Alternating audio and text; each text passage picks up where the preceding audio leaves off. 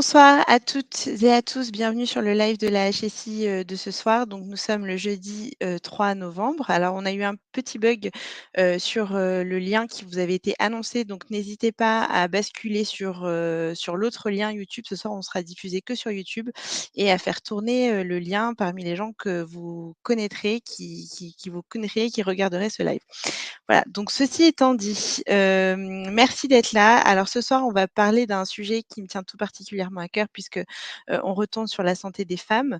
On va parler de la grossesse et de l'accouchement et comme on a l'habitude de faire dans ces émissions-là, on essaie de revenir, voilà, au cœur de la connaissance, des sujets, au fait de se réapproprier, la connaissance pour mieux maîtriser notre vie, notre destin.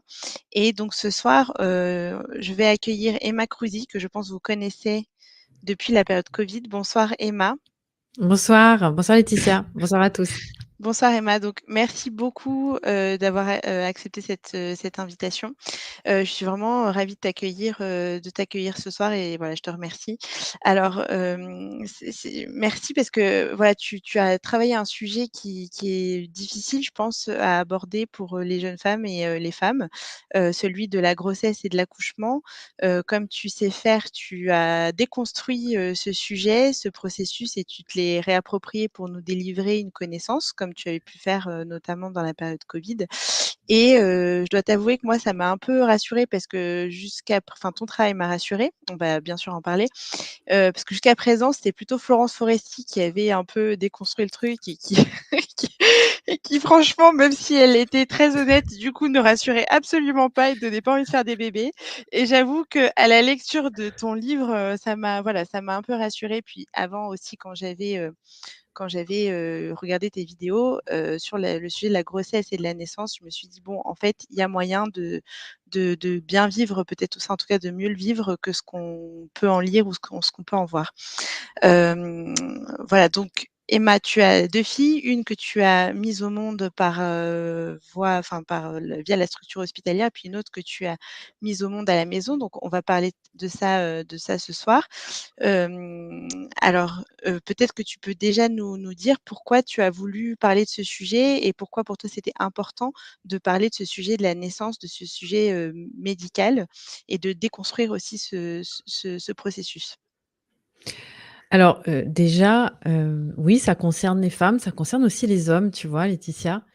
Et bizarrement, quand on s'intéresse vraiment de près à l'accouchement, on ne peut pas, enlever le partenaire. Et je dis bizarrement parce qu'on peut penser que c'est qu'une histoire de bonne femme. Et je dis tout de suite une chose quand je parle de ces recherches et de cette aventure, c'est que ça concerne absolument pas que les futurs parents, les femmes enceintes ou ceux qui vont, vivre une naissance bientôt. J'ai envie de dire, majoritairement, ça concerne, donc il y a plus de personnes qui ne sont pas concernées que de personnes qui sont concernées, hein, dans le monde, puisqu'évidemment, par la force de l'âge, du temps et des générations, eh bien, la période dans laquelle on a un enfant est minoritaire, physiologiquement par rapport à toute une vie. Et en fait, moi, j'ai donné des conférences, durant lesquelles, bon, en général, tout le monde pleure, tout il y a à chaque fois, il y a quelqu'un qui enfin, pas tout le monde pleure, mais à toutes les conférences, quelqu'un ou plusieurs personnes pleurent parce qu'on se dit: «Ah mais en fait, j'étais pas fou, j'étais pas folle». Les hommes, pourquoi j'en parle aussi? Parce qu'on les a rendus impuissants et ça, on en parlera volontiers si c'est quelque chose qui peut intéresser, Bien les sûr. personnes qui sont là avec nous ce soir ou toi, si tu as des questions par rapport à ça. Mais en fait, c'est vraiment ça m'a explosé à la figure parce que cette dépendance des femmes qu'on a induite avec tous les protocoles et puis on viendra en détail évidemment là-dessus, tous ces gestes médicaux, on peut le comprendre que si on va dans les coulisses et si on sait de quoi on parle. Et moi, j'ai voulu vraiment aller là, sur ce terrain-là, parce que quand j'ai vécu cette deuxième grossesse, donc je suis encore enceinte du 3e bébé, et bien, en 2021, 2e grossesse et je me retrouve à préparer un enfantement complètement différent parce que à ce moment-là, j'ai compris que c'est pas moi qui avais eu, un problème. Mon corps avait su faire, pour ma première fille, c'est juste que j'étais complètement ignorante. Et donc, je me suis retrouvée à fouiller parce qu'évidemment, j'aime bien, savoir de quoi on parle. On parle quand même de médecine, on parle de santé, on parle de protocole, donc forcément, de chimie, hein, quand on parle de médicaments et moi, je veux faire un choix éclairé. À ce moment-là, eh bien, je me dis: «Je vais, aller chercher» et quand on le problème dans tout ça et pourquoi j'insiste toujours là-dessus, c'est que quand on ne sait pas qu'il y a d'autres alternatives, on n'en a aucune et c'est ce que j'ai vécu donc en 2013 pour ma première fille, c'est qu'à ce moment-là, j'étais complètement dans d'autres recherches. Alors moi, à ce moment-là, je m'intéressais, j'ai fait beaucoup de recherches sur les vaccins infantiles. Je sais que c'est un sujet qui te touche aussi beaucoup, hein, il me semble que tu en as parlé et donc j'étais complètement prise dans ces recherches-là et à aucun moment je me suis dit que des gestes médicaux, des protocoles pouvaient créer des problèmes sur un accouchement.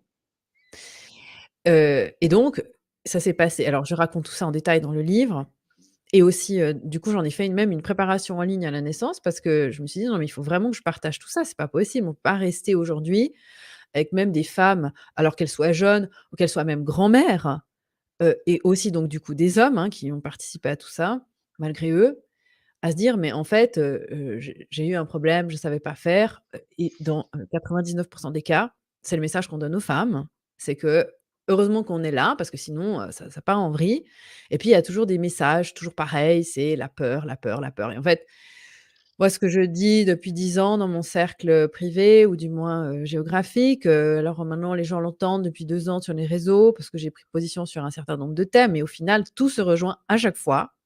C'est pour être souverain, il faut accepter d'être responsable, donc de prendre le prix à payer de son choix et donc, quand on veut prendre un choix éclairé, il faut savoir de quoi on parle et le problème, c'est que plus on va aller dire dans les canaux traditionnels, hein, qu'on connaît, et bien, plus, on a affaire à une information qui est, forcément biaisée. Forcément biaisée parce que les enjeux sont colossaux derrière et parce que la plupart des gens qui sortent d'études sont programmés, eux aussi, malgré eux, à faire les perroquets. Donc on répète, ce qu'on a appris sur les bancs d'école sans se soucier de qui a fait le programme, qui a payé la faculté en question, qui a donc fait, l'échéancier à savoir, hein, pourquoi il faut apprendre ça et pas ça. C'est des questions je sais que toi, tu te poses aussi des questions et tu poses des questions aux gens et c'est ce que j'apprécie dans ta démarche. Malheureusement, c'est quelque chose qui se perd, en fait. J'ai vu dans ta vignette que tu mettais philosophe, me concernant. Tu sais que c'est le pre enfin, tu sais pas, mais je te le dis, c'est le premier métier que je voulais faire quand j'étais enfant, je voulais être philosophe. En Je l'ai fait, senti. c'est marrant parce que, pour moi, c'est ça poser les questions et en fait, quand on est étudiant, on ne nous apprend pas à poser des questions, on nous apprend à apprendre par cœur et à recracher un programme. Alors qui finance ce programme et pourquoi et d'où ça vient? Et alors moi, j'étais curieuse dans l'histoire et puis bon, alors là, quand on s'intéresse à un sujet, je vais reprendre les mots d'André Stern que j'aime beaucoup, «L'univers entier conspire pour nous apporter justement ce qu'on recherche» parce qu'on voit, toutes les infos partout, en fait, il y en a partout et c'est génial parce qu'il y a vraiment de quoi mais alors par contre ça prend du temps et donc voilà, j'ai voulu partager ces expériences diamétralement opposées d'un côté eh bien, aller les mains dans les poches et de se laisser guider par l'autorité médicale et donc remettre son autorité à une autorité supérieure, quelle qu'elle soit. Alors là, notamment la blouse blanche, hein, qui a remplacé la soutane. C'est toujours le même paradigme.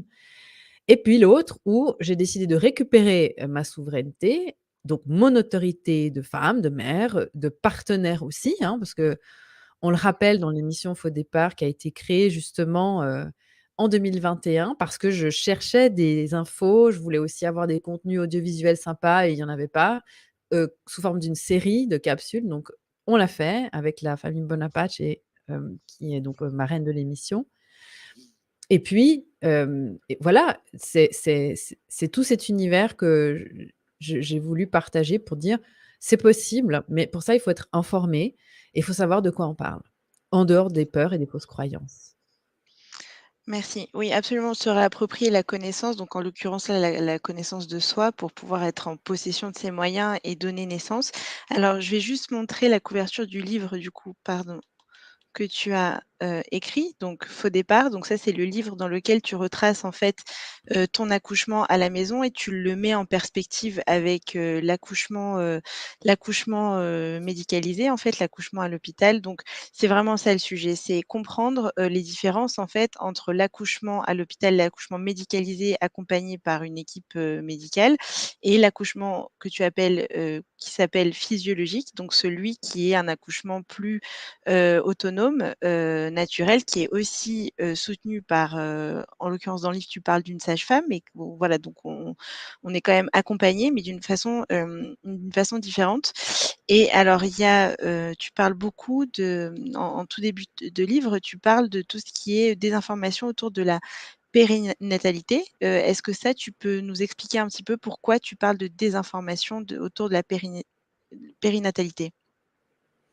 En fait, ça rejoint ce que je disais précédemment, c'est que la désinformation, elle ne se fait pas dans la majorité des cas de façon volontaire. C'est-à-dire qu'on a affaire à des intervenants, des professionnels qui recrachent comme des perroquets ce qu'ils ont appris.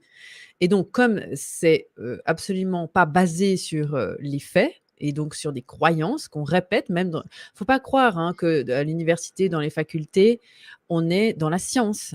Faut pas croire ça. C'est terrible ce que je dis, je sais que ça va peut-être ébranler pas mal de gens, mais en fait, vous allez dans une structure hospitalière, il y a pas grand monde qui sait ce qu'est la physiologie de la naissance. Donc là, on parle souvent de naissance physiologique, mais en réalité, je rejoins plus, c'est vrai que j'ai eu la chance d'interviewer Michel Audin, qui est à l'obstétrique, ce que Michael Jackson était à la pop, hein, quand même. Non, mais je lui rends quand même ça parce que c'est un homme incroyable, qui s'est battu, qui a pris position, qui s'est fait même annuler des conférences en dernier moment à l'époque. Bon, maintenant, je ne sais pas où ça en est, mais il a 90 ans passés et qui parle justement d'un processus involontaire. La naissance est un processus involontaire qu'il faut préserver, comme vomir en fait. Sauf que la naissance, c'est un petit peu plus subtil que l'acte de vomir parce que si maintenant tu as besoin de vomir, même si on vient de parler, tu vas quand même vomir parce qu'il y a quelque chose à expulser du corps là maintenant, comme ça peut être un poison. Et la naissance, c'est un processus involontaire aussi, mais il va falloir préserver un certain cocktail hormonal. Et Michel Audin, eh bien lui, il l'explique divinement bien. Il nous l'a aussi réexpliqué dans Faux départ. Et donc, il n'y a plus beaucoup aujourd'hui de professionnels qui savent ce qu'est la physiologie de la naissance. Donc, ce que ce processus fait, sans qu'on ait besoin de faire quoi que ce soit. Ce Et que le corps fait. oui, ce qui est fou, c'est d'en arriver aujourd'hui en 2022 et devoir se dire, mais pourquoi il y a des sages-femmes qui quand même se tapent en France 5 ans d'études, hein, c'est pas rien. 5 ans d'études après le bac quand même. Enfin, faut quand même se les farcir, hein, qui disent, bah, en fait, on ne sait pas comment et des sages-femmes qui font des stages dans des maternités, réputées quand même, assez amies des bébés, physio et tutti quanti, hein, pas les trucs de type 3, pour les cas à haut risque. Parce que je précise quand même que moi, je mets en avertissement au début du livre que je parle des grossesses à bas risque, qui sont À quand même risque, j'allais y l'écrasante venir. majorité des grossesses et que c'est hors de question de prendre des risques. Je parle après, et ça, dans d'autres, thèmes, de comment on fabrique des malades. Ça, c'est un autre sujet. On peut en venir aussi, puisque ça me plaît aussi quand même de parler de ça, parce qu'à un moment donné, il faut aussi quand même avoir ça comme Comme logique. option, dans un coin de sa tête. Parce que évidemment que si on crée des malades, alors là, on va se retrouver avec tout plein de grossesses qui passent du feu vert au feu rouge, juste en changeant des mesures. Bon, partons du principe que les mesures sont correctes. Eh bien, on se retrouve avec quand même toutes ces femmes qui pourraient très bien accoucher naturellement et on a des sages-femmes qui font leur stage dans des structures qui sont soi-disant physiologiques, qui disent face caméra quand même dans des documentaires, parce qu'il y en a, il y en a à foison à aller chercher. Et je vous encourage à aller voir aussi le documentaire Faut pas pousser de mon amie Nina Nard, que j'ai aussi interviewé. Elles nous disent, mais je ne sais pas comment une femme accouche si elle n'a pas sa péridurale, donc évidemment clouée dans le lit. Si on laisse une femme faire, je ne sais pas. Je n'ai jamais vu une femme accoucher à quatre pattes. Et en fait, elles ne savent pas. Pourquoi? Parce qu'il y a pratiquement toutes les femmes sont anesthésiées. Alors, je ne suis pas anti-anesthésie. Moi, ça m'est égal. Chacun fait ce qu'il veut. Il faut juste savoir quelles sont les conséquences possibles. Et donc, la réalité, c'est que à force d'avoir des sages-femmes qui ne voient plus les femmes vivre cet événement comme la nature l'a prévu, on leur apprend que et ce sont même leurs mots, hein, parce que nous, on décortique, on a fait un épisode avec Julie Bonaparte où on prend le cas d'une femme qui accouche, qu'on voit dans une série de télé-réalités, hein, parce que ça, c'est aussi génial. On voit sur YouTube des télé-réalités dans les maternités. Il y a une sage-femme qui dit, face caméra, hein, entre l'accouchement et puis un autre accouchement, accoucher, c'est comme se faire casser ou avoir 20 côtes pétées en même temps. Enfin, un truc abominable. On entend ça. Si on n'a pas d'enfant, on se dit ah non, moi, j'en aurai jamais. Si on est enceinte, on se dit non, mais ça va être une boucherie. Alors évidemment qu'une sage-femme qui arrive avec ça dans la tête, parce que c'est ce qu'on lui a dit, c'est ce qu'un référent qui pour elle représente une autorité donc médicale, hein, lui dit, elle va répéter ça comme un perroquet, parce que pour elle, elle va le croire. Mais ça sort d'où, ça, en fait, ces histoires? Et en plus, on ne parle absolument pas du rôle des hormones, des endorphines, etc., etc. Donc, en fait, c'est ça ma réponse, Laetitia, à ta question. Tu vois, c'est que en fait, cette désinformation, elle vient de plein de choses comme ça. Et là, je peux en parler pendant des heures de tout ce qu'on nous balance à la figure, parce que, en fait, ce qu'il y a de plus dangereux, c'est l'ignorance. Et l'ignorance n'est pas réservée aux parents. Alors, tu parlais beaucoup de protocoles, Emma, justement, ces protocoles que les médecins, que les sages-femmes également apprennent lors de leurs études, les protocoles qu'on impose aux femmes enceintes lorsqu'elles doivent accoucher, qu'elles arrivent, même avant, durant le processus de grossesse, mais lorsqu'elles arrivent à la maternité, quand voilà, le terme est bientôt là. Est-ce que dans ces protocoles-là, donc là, on parle bien d'une grossesse et d'une prévision de naissance à l'hôpital, dans ces protocoles, quelle violence, toi, tu as pu identifier dans ton processus de recherche? Alors, tu parles de violence. Est-ce que tu peux préciser ta question par rapport à ça? Est-ce que tu parles des violences obstétricales? Parce que là, on est aussi encore dans un autre sujet, hein, qui Alors, est pas le thème, 1er de mon livre. Moi, je parle surtout des effets iatrogènes, hein, donc de l'effet toboggan, des effets en cascade, les cascades d'intervention. Les violences, en fait, j'ai envie de te dire, ça dépend de comment c'est perçu par les femmes. Parce qu'il y a des femmes, la violence, ça dépend de comment on le perçoit. Il y a des femmes à qui on va peut-être imposer d'être sur le dos, elles vont le ressentir comme une violence et d'autres pas du tout. alors Tu je vais vois? préciser. Alors d'une part parce que, si je me base sur la base pardon, des témoignages que tu cites dans ton livre, par exemple, donc des femmes disent: «Ben voilà, en fait, on m'a poussée à accoucher, alors qu'en fait, je pouvais peut-être encore avoir un petit peu de temps, alors que j'ai pas pu décider. On m'a obligée à accoucher quand j'étais, par exemple, à 5 centimètres d'ouverture du col, ce qui fait qu'elle n'était pas du tout en condition physiologique pour pouvoir le faire et donc elle a dû forcer à outrance. Le bébé a eu des pinces, des forceps pour pouvoir sortir correctement. Certains bébés ont eu je me souviens qu'il y a eu un nerf qui a été, aussi bloqué, dans un des témoignages, un des bébés qui est né. Hem, il y a des témoignages comme ça de c'est ce que j'appelle violence quand même, c'est-à-dire que finalement il y a des conséquences de choses qu'on oblige les femmes à faire au moment de l'accouchement, qui font que les bébés par exemple ne sont pas bien après ou que les femmes ne sont pas bien. Je parle aussi par exemple d'épisiotomie, de Mmh. déchirure parce que les positions ne sont pas, respectées. Ça, ce sont les témoignages, mais aussi parce qu'on ne respecte pas finalement le processus du corps. Donc quand tu parles du enfin oui, du développement des ocytocines, de certaines hormones, de l'endorphine et cetera, on ne permet pas tout ce processus naturel de se développer et pour moi, c'est aussi une forme de violence. Voilà, ce sont un peu ces 2 violences-là, qui sont induites par les protocoles dont tu parles dans ton livre. En tout cas, moi, je l'ai ressenti comme une violence à la lecture du livre. Oui, et malheureusement, je crois que le livre t'est parvenu vraiment, très peu de temps avant ce direct, donc c'est vrai Mais que c'est pas simple si tu as réussi à le lire. Pourquoi j'ai souvent des gens qui me disent: «On a commencé à le lire, on l'a pas arrêté jusqu'à la fin», parce qu'en fait, comme je raconte, l'accouchement en parallèle, il y a un petit suspense.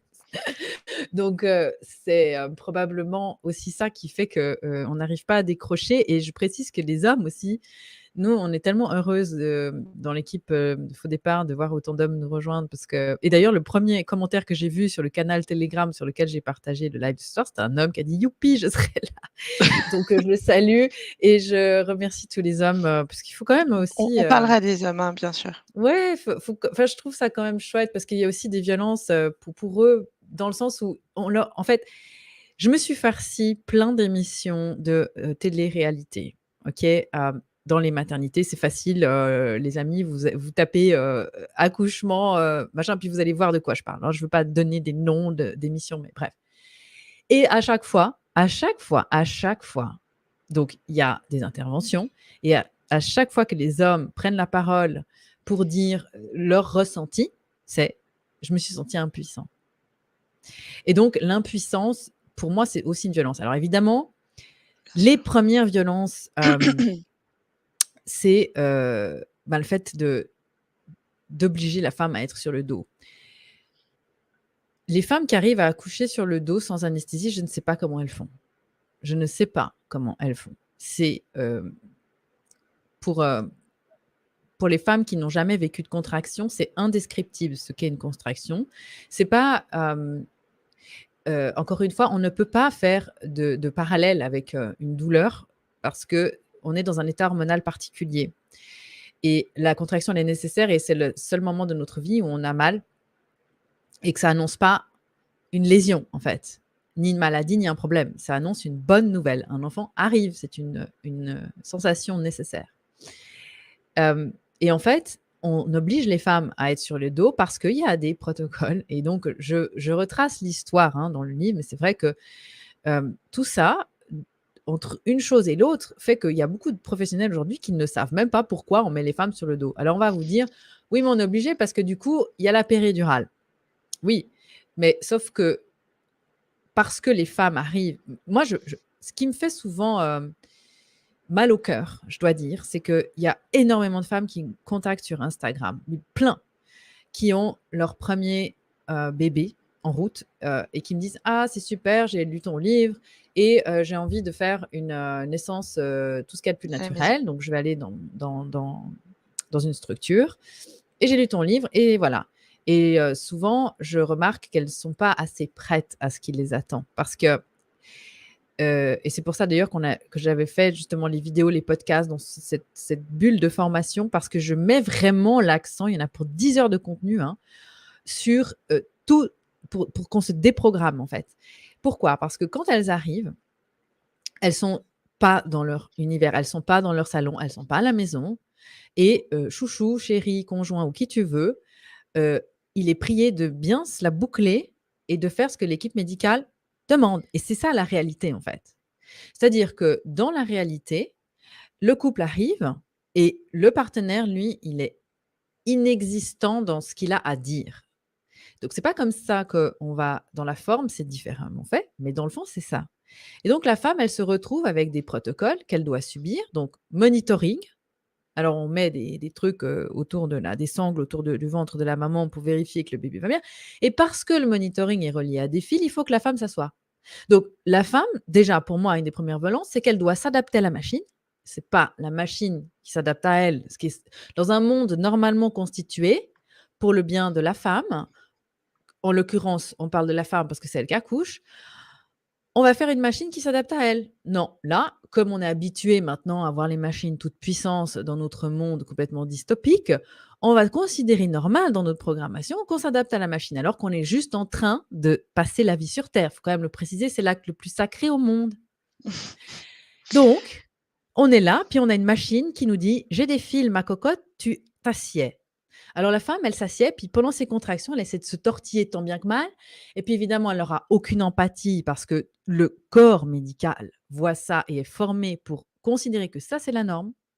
Donc déjà des jugements de valeur, hein, on va essayer de pas trop se plaindre, hein, parce que sinon voilà et puis ensuite, on a tous les messages énergétiques. Donc comme je disais tout à l'heure, il y a moi, j'ai des femmes qui me disent qu'elles arrivaient avec des projets de naissance, des souhaits de naissance en disant: «Moi, j'aimerais pas avoir de péridurale parce que j'ai envie de vivre tout ça, j'ai envie d'être debout, j'ai envie de» voilà.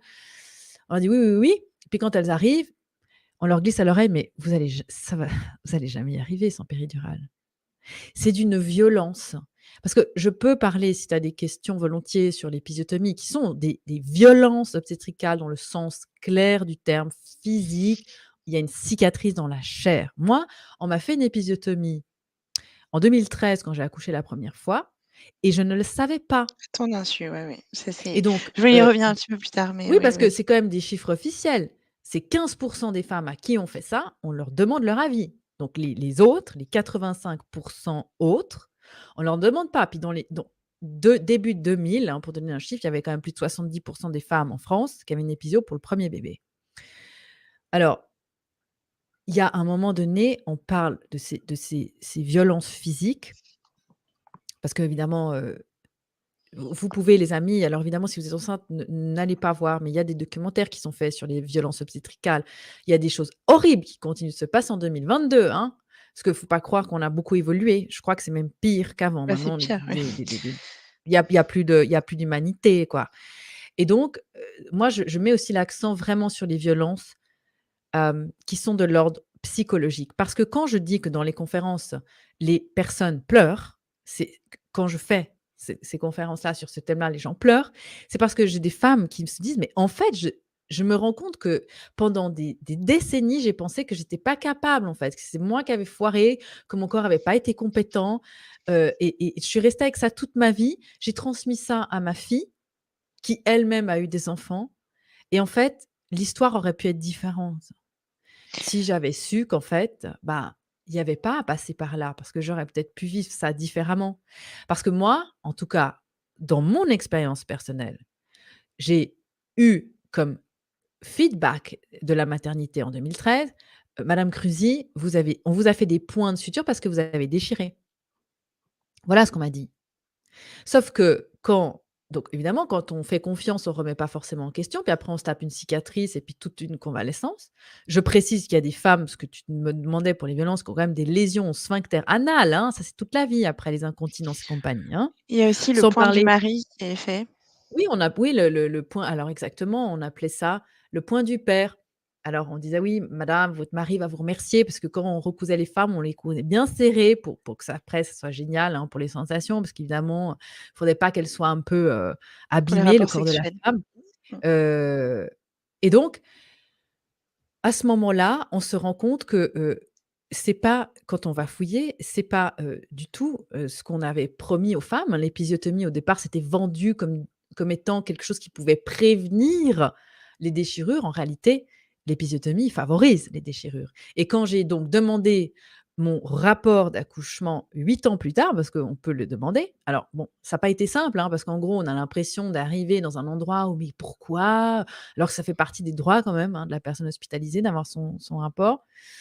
Eh bien, j'ai vu que j'avais eu une épisiotomie et qu'ensuite, il y avait eu une déchirure. Ce qui est normal puisqu'une épisiotomie, c'est l'équivalent d'une déchirure au 2e degré physiologiquement. Donc, c'est normal et on avait pris cette, image d'un faux départ où si on prend un bout de tissu et qu'on coupe, on fait une entaille au début, c'est beaucoup plus simple de le déchirer que s'il y a pas d'entaille au début, puis qu'on essaye de tirer dessus pour le déchirer. C'est absolument logique et quand j'explique ça dans les conférences, les gens comprennent tout de suite. Et donc ça, c'est un exemple de violence. Mais ce qui reste le plus, ce sont les traumatismes psychologiques. Il y a, mais énormément de femmes qui sont complètement traumatisées par leur accouchement et le pire traumatisme, c'est quand on n'est pas reconnu dans sa souffrance. Et moi, j'appelle, les services après-vente de la naissance, ces nouveaux systèmes qu'on a mis sur pied. Alors évidemment, c'est toujours on dit: «L'enfer est pavé de bonnes intentions», mais c'est en fait, ça, c'est une belle démonstration de ça. C'est que on met sur pied des cellules avec des psys, des sages-femmes qui vont, justement dire, dans les structures, voilà, alors ça s'est mal passé parce on essaye de faire taire les femmes, hein, dans les contentieux, il faut quand même le dire.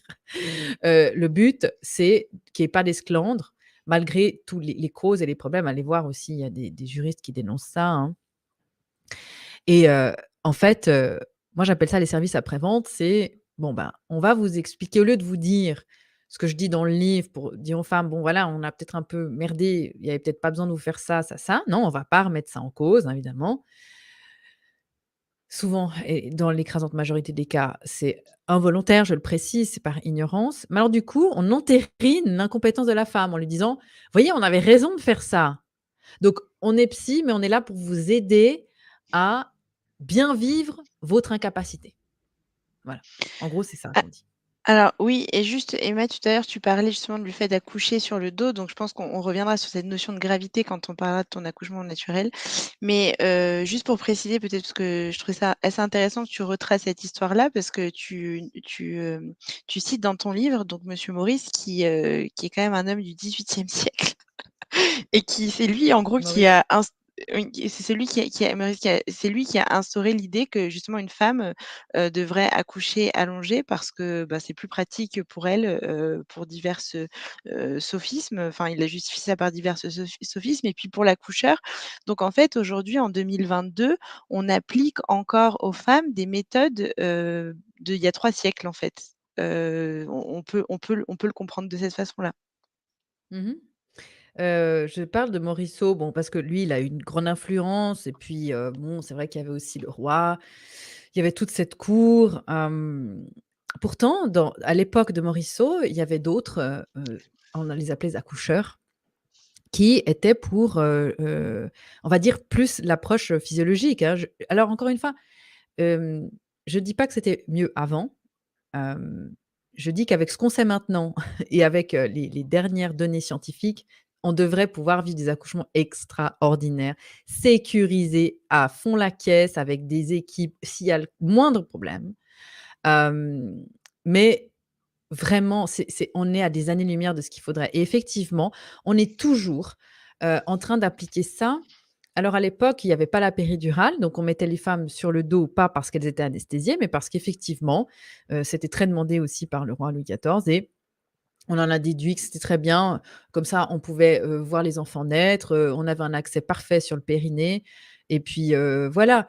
C'était, on ne demandait pas, à la femme, puis il y avait aussi beaucoup de honte, hein, chez les femmes, c'était quand même bon, moi, je suis passionnée d'histoire, des naissances, donc j'invite toutes les personnes qui veulent creuser le sujet à aller voir les livres qui sont, sous la direction de Marie-France Morel, donc historienne de la naissance. Et vous avez plein, plein, plein d'épisodes, avec, plusieurs intervenants qui racontent l'histoire de tout ça. Donc moi, j'en parle brièvement dans mon livre parce que c'est pas un livre d'histoire. C'est un livre où j'essaye de recontextualiser le début des aberrations qui continuent de subsister quand on parle de physiologie, quand on parle de qu'est-ce que la nature a prévu et c'est vrai qu'on est dans une époque où malheureusement, sur quasiment tous les contextes de la vie humaine, de la naissance à la mort, on est dans une prémisse qui dit que la nature a foiré. La nature a foiré. Donc heureusement que la technologie est là, heureusement que l'humanité a pu avoir accès à toutes ces machines, heu, envers qui nous sommes devenus des inférieurs et des esclaves. Alors qu'en fait, la machine, au départ, elle est là pour sauver des cas pathologiques qui peuvent arriver. Mais la nature a bien prévu les choses. Ça ne veut pas dire qu'il ne peut pas y avoir des grains dans le rouage, mais on est en train de subir encore une position sur le dos et le problème, c'est que, je parle de l'effet toboggan ou On va en des parler. cascades d'intervention et cette position sur le dos, soit on y arrive parce qu'on est anesthésié alors qu'on la voulait pas, mais à un moment donné, une péridurale nous scie les jambes en 2, enfin on sent plus les jambes donc même si vous avez un gynécologue qui vous dit, comme moi j'ai connu: «Ah oui, mais vous inquiétez pas, on peut faire des péridurales ambulatoires, vous pouvez continuer de marcher», oui, non mais ça c'est ça c'est chez les bisounours ça, hein. Ça n'existe quasiment jamais, des anesthésistes qui font des péridurales où la femme peut continuer de marcher. Puis le problème, c'est même pas ça, c'est tout ce que ça peut induire, hein. Le liquide, qui où il y a ces produits chimiques dedans. Après chacun fait son choix. C'est pas une histoire, ça ne m'appartient pas de me positionner sur le choix des femmes. Par contre, c'est de dire: «Attention, si vous vous retrouvez sur le dos, c'est soit parce qu'on vous y force et on vous y contraint parce que c'est le protocole, hein, et alors dans ce cas-là, si vous n'avez pas d'anesthésie, mais serrez fort les dents parce que moi je ne sais pas comment elles font les femmes. Je ne sais Non, pas, Julie Bonaparte dans Faux départ nous dit: «Essayez d'aller à la selle couché sur le dos et les pattes en l'air». Enfin, essayez peut-être les hommes, je ne sais pas pour vous rendre compte parce que ce qui est quand même fou, comme tu le rappelles justement, ce sont des hommes qui ont au départ, instauré cette façon d'accoucher, des hommes. cette convenance, Mais oui. les hommes ne peuvent pas, moi j'ai fait une vidéo récemment sur, le grand Manitou de la maternité de l'hôpital Necker à Paris. qui vient nous rappeler, les sensations d'un accouchement et cetera et puis je lui dis: «Mais à un moment donné, racontez-moi votre accouchement alors». Qu'on en finisse, si c'est pour aller sur ce terrain-là, parce que c'est pas possible. Enfin, à un moment donné, est-ce que ce sont des femmes qui expliquent aux hommes, comment, gérer leur pénis à un moment donné? Non. Bah, il y a peut-être une raison à ça, non? Je sais pas, c'est peut-être bête mon raisonnement, mais je me dis une fois de plus, on a cette soumission, qui est insupportable et qui perdure. Oui, en fait, ce qui est intéressant, je trouve, là-dedans, c'est justement de sans dire effectivement, comme tu sais, c'est mieux avant ou pas, ou enfin, vous si vous préférez accoucher sur le dos, grand bien vous fasse. Mais c'est plutôt de dire, il y a des étapes qui sont prévues qu'on impose, parce que ça fait partie d'un protocole, ça fait partie d'une démarche imposées à suivre et en fait, on a le droit de les réinterroger si jamais on sent que ça n'est pas, normal, que ça n'est pas naturel. Tu parles aussi beaucoup d'intuition dans ton livre, que les femmes en sont coupées, pas que dans le cadre de l'accouchement évidemment, mais ça c'est comme c'est un moment sacré évidemment, que ce soit la grossesse comme l'accouchement. Donc peut-être que s'il y a un moment où on a le droit quand même, enfin où la femme doit être en puissance, c'est bien celui-ci et donc le fait qu'elle ne se sente peut-être pas dans des positions naturelles, eh ben, ça elle je pense qu'enfin voilà, elle a le droit de réinterroger ça et quand en plus on voit le fondement de ces prises de décision-là, donc là en l'occurrence, bon c'est peut-être anecdotique le fait que ça remonte au XVIIIe siècle, mais enfin moi je trouve pas tant que ça parce que je trouve que ça au contraire, ça met en perspective l'absurdité de ce qu'on continue de faire aujourd'hui sans le réinterroger et ça je trouve que c'est pas normal et c'est pour ça que ton travail, enfin en tout cas je trouve est très parlant. Tu parlais tout à l'heure de l'effet toboggan, je trouverais pas mal qu'on en parle si tu veux bien, si je montre un schéma pour que tu expliques un petit peu aux gens, dans le cadre de l'accouchement, médicalisé, ce que tu appelles, l'effet toboggan. Alors, voici le schéma. Est-ce que j'ai besoin de grossir un petit peu ou c'est bon? Je suis Alors pas pour moi, sûre. non, mais je pense que pour les gens qui regardent sur un téléphone portable, probablement Il oui. faudra Bon, zoomer, oui. si jamais vous on peut retrouver le dessin Voilà. d'avant avec le toboggan en Oui, anglais aussi sur le site emacruzy.com dans les documents. Il est en accès libre, vous pouvez le télécharger, les amis, si ça vous, intéresse. Ça, c'était une illustration que j'ai demandé à une, femme, Marina, qui est, illustratrice et j'avais envie de rendre quelque chose un petit peu plus, visuellement. ludique. Ouais, si on peut oser dire ce mot, même si c'est pas très rigolo, mais au moins, on va dire neuroergonomique. Voilà, je vais plutôt utiliser ce mot-là et l'autre schéma que tu as montré, c'est, ce qu'on voit dans le livre. Donc à gauche, l'effet toboggan et puis à droite, en parallèle pour qu'on voit en effet miroir ce qu'est un accouchement physiologique et on voit qu'en fait, et bien, il y a plusieurs façons. On le voit surtout dans l'illustration parce que c'est plus facile dans un dessin de se rendre compte que sur ce toboggan, il y a plusieurs façons d'y rentrer. On voit bien là-dessus, il y a une échelle, hein, et le premier pilier de l'échelle, c'est la peur. On voit bien en gros et donc il y a plein de choses qui arrivent en fin de grossesse. Alors ou le bébé est trop gros, le bébé est trop petit, il y a ceci, il y a cela. Enfin bref, il y a plein de façons d'arriver avec la peur sur l'échelle de ce toboggan et puis, ce qu'on propose maintenant et c'est devenu une grande mode, c'est terrible, c'est énorme, hein, je faudrait que je vérifie pour, avoir des chiffres exacts, mais je crois qu'on n'est pas loin d'une femme sur 4 qui est déclenchée et je le dis dans mes conférences, ça pleure aussi, c'est que le premier choix qu'on a à faire dans notre vie, c'est quand on va venir sur terre et donc même quand je m'adresse à des femmes qui ne veulent pas d'enfants, qui n'en peuvent pas en avoir, qui n'en ont pas eu pour X, Y raison ou à des hommes. Eh ben, notre point commun, c'est qu'on est tous sortis d'un utérus et on a tous été des embryons, des fœtus qui avons dû choisir quand on a envie de prendre notre première respiration incarnée sur terre et le déclenchement ne permet pas ce premier choix, puisqu'il force le moment de l'accouchement et donc on se retrouve maintenant avec, toute une panoplie, heu, mentale.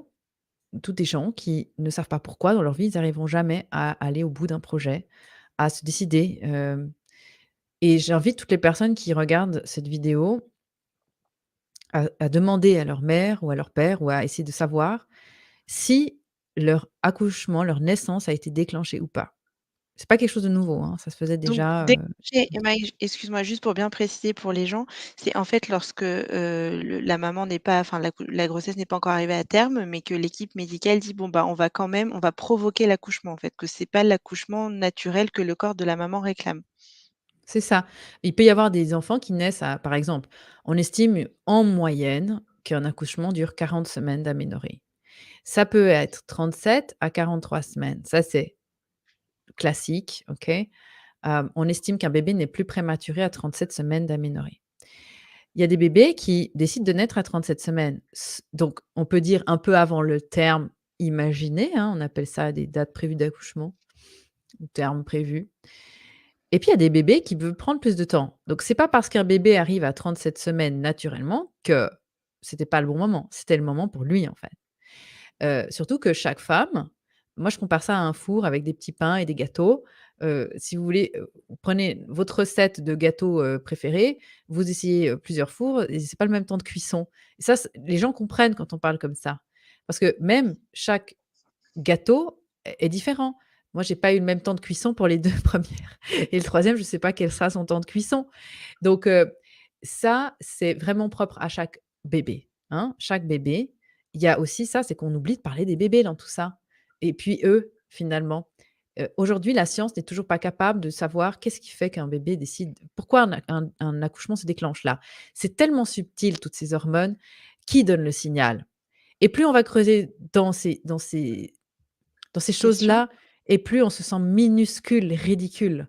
Alors quand on a toute une série de blouses blanches qui nous disent: «Ah oui, mais bon, alors, votre bébé peut être trop gros, trop petit». Déjà, les mesures échographiques ne sont pas fiables, ça, c'est pas moi qui le dis, hein, c'est je moi je tout est sourcé dans mon livre, hein. Enfin bref, on va activer de toute façon toute la peur parce que maintenant on estime donc quand je dis «on», c'est pas moi, hein, c'est du côté, des professionnels, qu'en gros, à partir de 37 semaines de ménorrhée, ça sert plus à grand chose de faire durer une grossesse, donc on déclenche. Sauf que quand on veut déclencher, on va devoir agir sur un processus qui est pas mis en route naturellement et là, on prend la voie très dangereuse des effets iatrogènes que je et donc on se met sur le toboggan. Alors il y a plusieurs façons d'y arriver. Donc soit, ça peut être parce qu'on va vous, rompre artificiellement la poche des os, soit on va vous donner des hormones de synthèse pour fabriquer des contractions que vous ne faites pas puisque le travail n'a pas commencé, hein. Et puis le problème, c'est que pourquoi je dis qu'on rend les femmes dépendantes? C'est parce qu'une fois qu'on commence à rentrer là-dedans, on peut plus en sortir. Parce que si on en sort, là, on prend encore plus de risques, hein, surtout quand on commence à prendre de l'ocytocine de synthèse. Pour activer des contractions. On commence à faire un accouchement comme ça, on va le finir comme ça et puis pour, prévenir d'autres problématiques, on est complètement dépendante en tant que femme là-dedans et les hommes, comme évidemment, bah, on leur a jamais, expliqué ça. À l'école, évidemment, ce serait trop utile d'apprendre comment on arrive sur terre, hein, donc on n'apprend pas ça. Alors on dissèque des grenouilles ou des cœurs de bœuf. Moi, on m'a fait des trucs absurdes à l'école et jamais on m'a dit: «Ben, voilà, la naissance, ça se passe comme ça. Voilà, on va étudier les autres animaux, mais nous, on ne sait pas comment on fonctionne». Donc eux, du coup, ils sont impuissants parce qu'ils assistent à tout ça, ils comprennent pas, ils savent pas ce qui se passe. Alors justement, Emma, ce qui est intéressant dans ton livre, donc avec ce schéma qu'on voit là, puis celui-ci aussi, quand tu parles de l'effet toboggan, donc pour bien redire aux gens, l'effet toboggan, c'est tout le processus en fait, à partir du moment où la maman qui va accoucher arrive à l'hôpital et jusqu'au moment où elle va donner naissance, tout le processus de prise en charge par l'équipe médicale et en fait, dans ce schéma-là, moi, ce qui m'a quand même, frappée, c'est, toute l'énergie passive dans laquelle est placée la maman, en fait, puisque, tu dis bien donc d'abord, je vais lire pour les gens parce que là, on voit pas très bien, mais donc il y a l'application de la prostaglandine sur le col de l'utérus, donc ça, c'est les ocytocines de synthèse. Ensuite, il y a le monitoring fœtal. Ensuite, il y a la perte de mobilité, donc là, on est dans la perte. Contraction artificielle, donc ça veut dire que la maman n'est pas en position de faire elle-même. Hem, Pose de la péridurale, donc là, pareil, c'est toujours pas elle vit quelque chose qu'on lui apporte, mais c'est pas elle qui fait. Perte de la mobilité, position sur le dos, touchés vaginaux, donc ça, je pense qu'on va aussi en parler.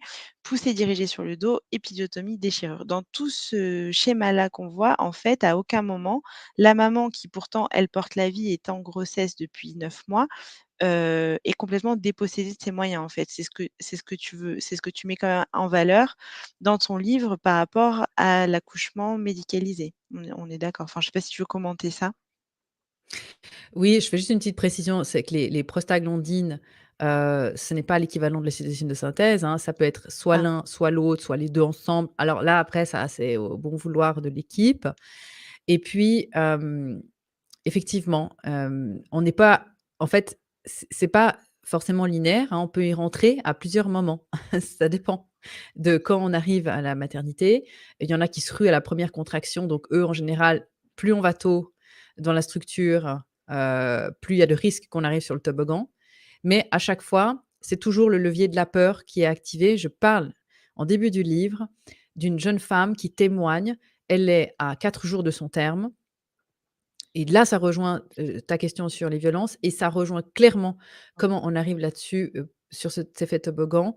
C'est-à-dire que tout va bien, on lui fait une échographie de contrôle à 4 jours avant la date prévue d'accouchement. On lui dit: «Très bien madame, votre bébé va super bien, ce soir on déclenche». Et elle répond: «Mais pourquoi déclencher vu que je suis bien, le bébé va bien, il y a aucune raison clinique pour qu'on me déclenche, moi ou mon bébé, tout le monde va bien». Et on lui répond: «Très bien madame, vous pouvez rentrer chez vous, mais sachez qu'à partir de maintenant, il y a un risque de mort fœtale». Donc comment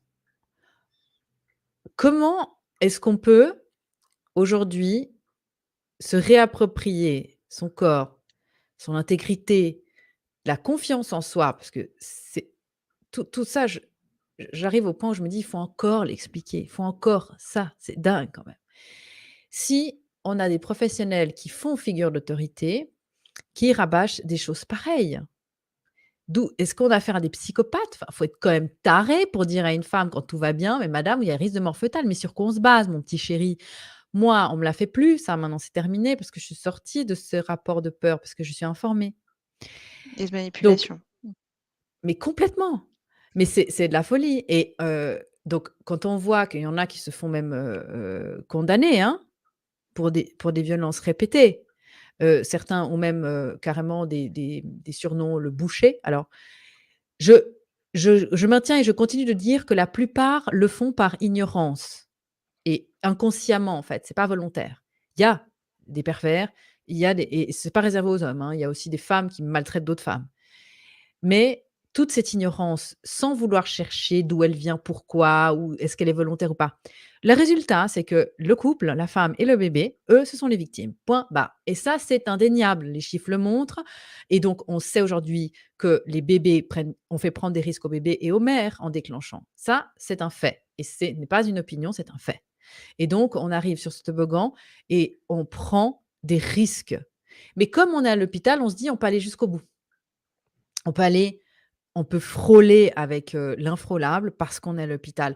Ce qui ne se passe jamais dans un accouchement à domicile et je le précise tout de suite maintenant parce que même si tu me le demandes pas, c'est une des premières choses qu'on se pose comme question, mais si j'accouche à la maison, c'est-à-dire si je veux que mon enfant vienne au monde comme il a été créé, hein, parce qu'il faut les mêmes hormones pour fabriquer un bébé que pour le sortir du ventre.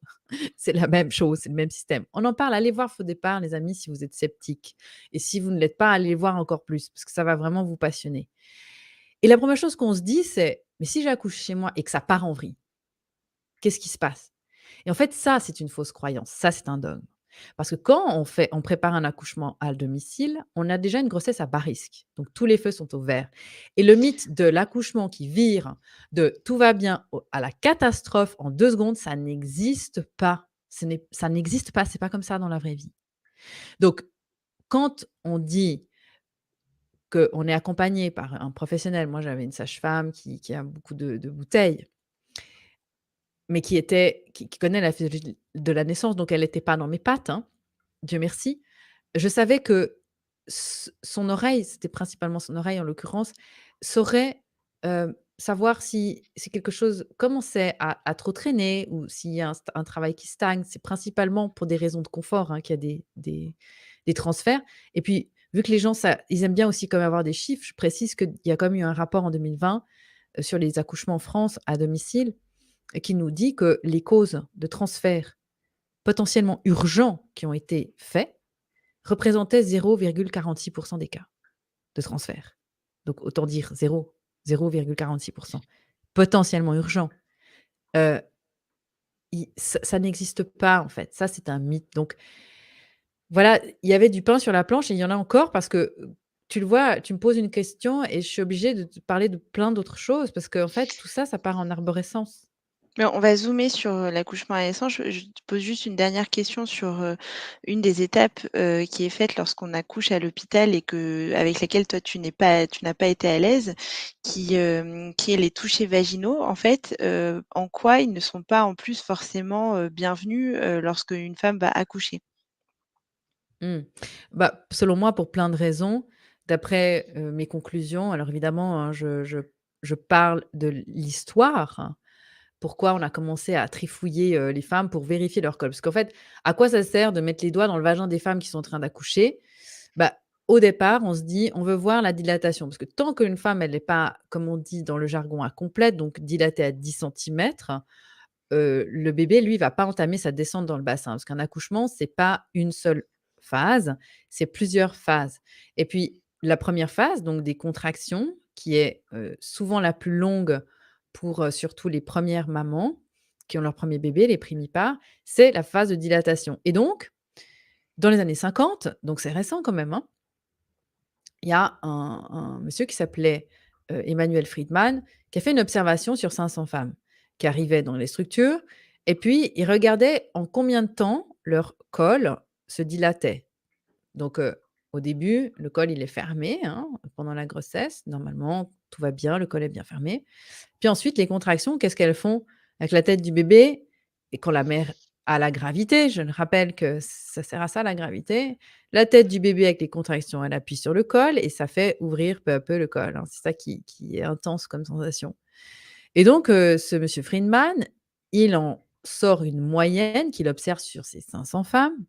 Je rappelle qu'il y a une naissance toutes les 4 secondes sur terre, hein, quand même.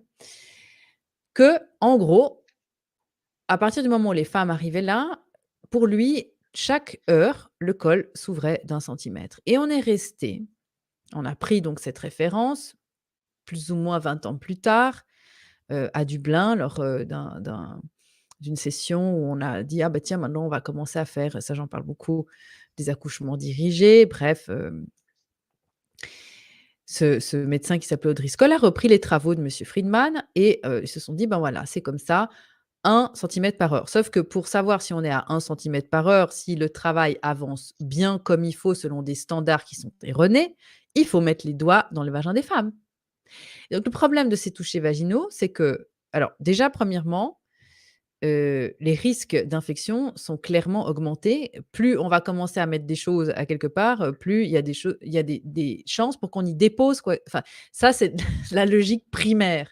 Il y a pas besoin d'avoir fait 10 ans d'études pour savoir ça. Je pense que tout le monde est d'accord là-dessus, c'est unanime. Et d'ailleurs, je parle d'une étude qui avait été faite au Canada sur plus de 500 000 femmes. Je prends cet exemple-là parce que tu me parles des touchés vaginaux. Il y a toujours la de nouveau, ce protocole qui est basé sur la croyance que quand une femme, elle a la poche des os qui est rompue, il faut qu'elle accouche vite, dans les 24 heures, hein. Et des hôpitaux, c'est carrément 8 heures, hein. Mais en général, on est resté à 24 heures. Alors souvent, c'est la panique. Pourquoi? Parce que même si on n'a jamais étudié la naissance, on a cette croyance qui est ancrée, parce qu'on est programmé. Quand la femme perd les os, elle se rue à l'hôpital parce qu'à partir de là, on lui dit: «Il y a un risque d'infection». Et donc ils ont fait une étude sur 5 000 femmes quand même, c'est pas rien du coup. Et ils se sont rendus compte que 4 jours après, donc souvent elle n'avait pas accouché, hein, et puis souvent c'est pas parce qu'on perd les os qu'on accouche dans la foulée. Il y avait pas plus d'infections, chez, les femmes, qui avaient accouché 4 jours après que celles qui avaient accouché tout de suite. Mais par contre, il y avait un critère qui était clair, c'est que dans l'étude, elles n'avaient pas eu le moindre toucher vaginal pendant ce temps-là. Et puis il y a aussi une autre chose qu'il faut quand même dire, c'est que c'est pour moi, en tout cas, ça a été très douloureux et quand, en fait, on veut préserver j'ai pas beaucoup parlé au début de cette vidéo de la physiologie de la naissance, de comment le corps, lui, s'organise sans qu'on ait rien besoin de faire pour que ça le fasse en sécurité et de façon fluide. Eh bien, il a besoin de pouvoir produire de l'ocytocine. C'est l'hormone capitale pour la sécurité d'un enfantement. Parce que c'est elle qui va créer les contractions efficaces et c'est elle qui va prévenir tous les risques après, une fois que le bébé est sorti, parce qu'on parle jamais de la délivrance du placenta, mais c'est là, en fait, que, on a peur dans le monde médical. C'est pas vraiment tant pour l'accouchement, mais c'est plus pour la mère après, pour pas qu'elle fasse des hémorragies et c'est toujours l'ocytocine qui fait ces contractions nécessaires à la sécurité et donc un toucher vaginal, il est intrusif, il peut faire mal, le col à ce moment-là, il travaille et donc la femme, elle est dérangée parce que en plus, évidemment, tu penses bien, Laetitia, que les touchés vaginaux dans les structures, on demande à la femme de se mettre sur le dos, hein. C'est pas qu'on va se mettre derrière discrètement en lui demandant: «Est-ce que» en chuchotant parce qu'il faut pas la solliciter. Ça, je l'explique tellement, Très et bien, je ouais. reviens Mmh. toujours là-dessus, hein, qu'il faut pas solliciter la femme, il faut la laisser dans sa bulle et on fait tout le contraire. On lui pose des questions et puis elle en arrive, il y a les lumières à fond la caisse, alors tout ce qu'il faut pas faire parce qu'il faut qu'elle soit en fait, il faut observer une chatte avec ses chatons, mettre bas et puis il faut faire la même chose. En gros, c'est ça, hein, c'est des mammifères. Donc évidemment, qu'entre la lumière, les gants, et puis le fait qu'on dise à la femme: «Bon, on va faire un toucher vaginal madame, hein». Enfin, c'est absurde. On va demander à la femme de gérer une contraction si elle a pas sa péridurale, sur le dos, une fois de plus, c'est invivable et en plus, dans ces conditions-là, elle va forcément avoir, son ocytocine qui commence à avoir, à vaciller. Donc après, du coup, elle peut avoir des contractions qui deviennent moins efficaces et puis on va lui dire: «Bah, madame, bah, vu que vous avez plus des bonnes Pousser. contractions, on va vous charger avec des d'ocytocine de synthèse parce que votre corps est défaillant». Voilà comment on voilà, c'est un On exemple, crée des parmi tant problèmes. d'autres. Oui.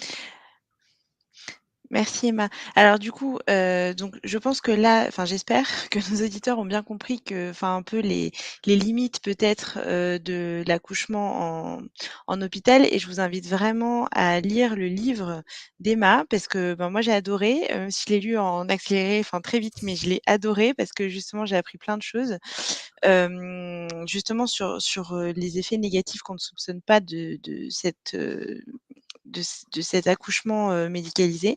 Alors, on va passer du coup à la seconde partie qui est l'accouchement physiologique donc que toi tu appelles aussi donc, l'accouchement involontaire, enfin ce processus involontaire donc tu as repris de ce gynécologue. Alors, qu'est-ce que quel a été toi ton déclencheur en fait, intellectuel presque, peut-être physique aussi, de vouloir accoucher à la maison et comment tu t'y es pris? Quelle démarche tu as entreprise pour pouvoir le faire à la maison et de façon sécurisée? Et comme on l'a dit en début de live et on le répète, on parle toujours là, bien sûr, dans le cadre de grossesse à bas risque. Voilà. Mmh. Je précise juste avant de répondre que, pour finir l'histoire des touchés vaginaux, ce Friedman, en fait, avait, fait des observations qui ont, au lieu d'être utilisées comme des observations, ce qui était leur but au départ, ont été utilisées comme une norme et en fait, ce que je dis dans le livre et dans la prépa à la naissance, c'est que une femme, si on lui dit au bout de X heures de travail et ça c'est classique, hein: «Madame, vous êtes à 4 centimètres». Et elle, elle se dit: «Mais je vais jamais tenir encore 6 heures comme ça, hein, parce que c'est 1 centimètre par heure, il faut que j'arrive à 10». C'est souvent là que les femmes craquent alors qu'elles voulaient justement, vivre ce passage-là. Elles avaient envie de vivre cette expérience-là. Alors qu'en fait, on peut très bien avoir et ça c'est répertorié, c'est tout ça de nouveau, hein, moi je suis pas là pour raconter des histoires pour faire, planer les femmes et les faire rêver en 3 dimensions. C'est qu'on sait qu'un travail, il s'accélère à la fin et donc il y a des femmes qui peuvent, prendre, 3, 4, 5 centimètres en 10 minutes. Donc l'aspect psychologique est hyper important parce qu'on peut se faire c'est comme un marathon en fait, hein. Si on a quand on court, quelqu'un qui nous dit: «Tu vas jamais y arriver, tu vas jamais y arriver, ça va être vraiment dur. Tu imagines ce que tu as encore à faire? Tu imagines comme ça va être long?» alors qu'en fait non, il y a des femmes, oui, ça peut prendre du temps, mais plus on va perturber la femme, plus ça va prendre du temps et Mais donc le justement fait que pardon. voilà, c'est ça. Non, j'allais dire Oui. justement dans cet accouchement à la maison que tu décris aussi, que tu as vécu du coup, que tu as toi-même orchestré puis avec Pascal, tu expliques bien, comment en fait les conditions ont été mises en place et réunies pour que justement la femme dans sa physiologie, dans sa réaction, dans tous ses besoins ne soit pas dérangée en réalité. Enfin Mmh. que tout et que le système hormonal se déroule bien, enfin se déclenche bien et que voilà, la lumière ne te dérange pas. Enfin voilà, j'aimerais bien que tu racontes un peu cette histoire-là pour que les gens se rendent compte en fait de comment tu as vécu les choses et de ce que tu as fait pour que ça se passe bien. Alors, tu me demandais, le déclencheur, je pense que c'est pas on se réveille pas comme ça un matin en se disant: «Ah tiens, je veux faire ça», mais c'est qu'il y a un contexte de vie et donc les 2 filles n'ont pas le même père et forcément que selon avec quel partenaire on peut envisager certaines choses. Souvent, j'ai des femmes qui m'écrivent en me disant: «Moi, j'ai envie de vivre ça, j'ai envie d'aller visiter mes capacités, parce que je crois en moi, mais j'ai un partenaire qui croit pas en moi». Et en fait, j'ai envie de dire aux hommes qui nous écoutent: «Arrêtez d'offrir des fleurs à votre femme si vous avez un enfant en route. Dites-lui qu'elle est capable. C'est le plus beau cadeau que vous puissiez lui faire». Bon après, vous pouvez lui faire des fleurs aussi, mais ou des Ou des chocolats, c'est pas chocolats, mal c'est ce que je dis dans et c'est même l'information, oui. mieux. C'est même mieux parce que les fleurs, ça se mange pas quand on est enceinte, on a envie de quelque chose de concret. Mais blague à part, c'est vraiment ça le plus beau cadeau qu'un partenaire puisse faire à sa femme, c'est lui dire: «Tu es capable». Et même entre mères, en génération, de dire: «Mais tu es capable ma chérie, en fait, tu es capable». Et moi, j'ai eu quelqu'un avec moi, pour cette deuxième expérience, qui a su avant moi que je serais capable. Parce que je revenais de loin, j'ai dû me déprogrammer, j'ai fait des séances d'emotional freedom technique. Donc c'est du tapping, où je me suis déprogrammé l'inconscient, on va dire ça comme ça pour aller vite, pour enlever en fait, souvent, on minimise trop l'importance de l'inconscient dans les moments de notre vie, parce qu'on pense qu'une fois qu'on a parlé de quelque chose, c'est fait, c'est réglé. Et moi, j'avais mis sur pied, ça existe toujours d'ailleurs, une formation qui s'appelle Déclic où je parle de ça. C'est que le conscient, c'est comme une petite souris et l'inconscient, c'est l'éléphant. Donc quand on a envie de tourner à droite, mais que l'inconscient va aller à gauche, bah, forcément que l'éléphant, s'il va aller à gauche, même si la souris, elle tire à droite, il ira à gauche. Il y a des accouchements qui se passent mal, parce qu'en fait, il y a des peurs qui sont pas vraiment sorties du disque dur. En fait, en gros, c'est comme si on met un fichier à la poubelle dans son ordinateur, mais après, il faut vider la corbeille. Et donc, l'EFT, l'Emotional Freedom Technique, le tapping, ce que j'ai fait donc aussi à ce moment-là, pendant ma deuxième grossesse, c'est vider la corbeille. Et j'avais un partenaire dans ce contexte-là qui me disait: «Tu es capable». Et j'ai dû, parce que moi, je suis comme ça, après, on est tous différents, pour me réapproprier mes capacités déjà de base théoriques avant que j'aille les expérimenter dans la vraie vie, hein, eh bien, j'ai voulu comprendre parce que j'ai besoin de comprendre. Quand je te disais tout à l'heure que mon premier métier qui me faisait rêver, c'était philosophe, pourquoi? Le propre d'un philosophe, c'est de poser des questions. Et donc, c'est sûr que quand on est dans un contexte qui permet de poser des questions, avec un partenaire qui dit: «Bah, oui, je crois que tu es capable», ça change tout. Moi, quand il y a des femmes qui m'écrivent: «J'ai envie de vivre ça», mais mon partenaire me dit: «Ah là là, j'ai peur», je suis rassurée par la technologie. Il y a des hommes, ça rassure de la césarienne, mais ils savent pas, en fait. Ils ne savent même pas quels sont les enjeux possibles derrière. Et donc Mais ne chaque oui. choix a un prix à payer. Oui, Laetitia? Non, non, pardon, j'allais dire ne pas savoir, c'est une chose, mais on tout le monde, on ne sait pas tout, mais on tout le monde peut s'intéresser aussi aux sujets qui nous concernent et en l'occurrence, comme tu disais tout à l'heure, les hommes sont un peuvent s'impliquer, doivent s'impliquer et c'est un sujet de couple comme enfin, moi, j'ai beaucoup parlé aussi de la contraception sur cette chaîne, la grossesse en fait partie et l'homme doit être impliqué et on peut pas on ne leur en veut pas de pas savoir, mais nous, on sait pas tout, c'est pour ça qu'on fait des émissions mais on peut pas ne pas s'informer, voilà. C'était juste, une Oui, incise. mais tu vois, Julie Bonaparte, elle nous disait dans le premier épisode de Faux départ: «Quand tu ne connais pas tes options, tu n'as pas d'options». Et si tu penses que tu es informé, mais qu'en réalité tu es juste programmé et ignorant, mais persuadé que tu connais la bonne info, et c'est ça qui est le plus dangereux, c'est l'incompétence inconsciente. Voilà, ça, c'est le stade 1 en programmation neurolinguistique, c'est ce qu'il y a de pire, c'est quand tu ne sais pas que tu ne sais pas. Voilà, et ça, c'est le premier degré. Et Donc là, première à ce étape, c'est moment-là, se déprogrammer. c'est voilà, c'est d'aller se poser les bonnes questions. Et donc la bonne question à se poser, c'est déjà un, qu'est-ce que j'ai envie de vivre à ce moment-là? Parce que moi, je parle beaucoup de sacré, de sacralité, mais des fois, pour les gens, ça fait un peu ésotérique. Et puis, il y en a qui se disent: «Non, mais moi, je m'en fous, je veux juste mon bébé qui aille bien». Non, mais en fait, c'est pas ça la question. C'est si maintenant tu as le choix entre vivre quelque chose qui va te laisser toute ta vie cette puissance en toi, je parle pas de pouvoir, le pouvoir, c'est le contrôle. La puissance, c'est au-delà de ça. Tu préfères ça ou tu préfères être dépendant de quelqu'un qui te dit: «Fais ce que je te dis et ferme-la, va au panier»? C'est un peu ça. Mais je pense que la plupart des gens se disent: «Ah non, mais en fait, vu sous cet angle, ben, je pense que j'ai le droit si je peux».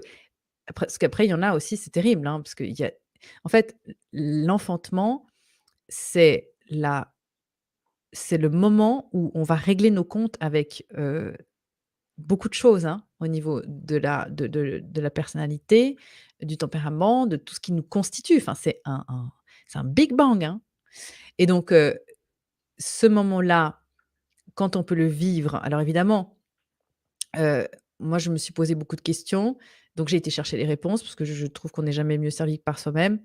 Et donc, voilà, après, je me suis dit: «Ma contribution après, c'est de transmettre ça», et c'est ce que j'aime faire, c'est de compiler tout ce que je recherche, parce que je passe mon temps à lire. On ne regarde pas la télévision à la maison, donc sauf si c'est pour nos recherches, mais dans le cadre de ces travaux-là, ce que j'avais envie de faire, c'était de rendre sympathique cet accès à cette connaissance-là. Tu vois? Avec des contenus, une émission, des podcasts et cetera, et donc on a plein de gens qui écoutent, qui sont pas forcément concernés, mais qui ont aimé, en fait, vivre cette naissance. Tu me demandais comment ça s'est passé. C'est vrai que nous, on s'est retrouvés avec, d'ailleurs, je crois que tu avais mis des photos tout à l'heure avec Pascal qui Oui, gonfle la ouais. piscine au milieu du salon. C'était quand même inédit, et surtout que nous, on travaille ensemble, et j'ai mon petit poste d'enregistrement qui était à 1,50 m de la piscine, ce que les gens voyaient pas évidemment parce que J'allais c'était faire un derrière direct, Emma. l'ordinateur.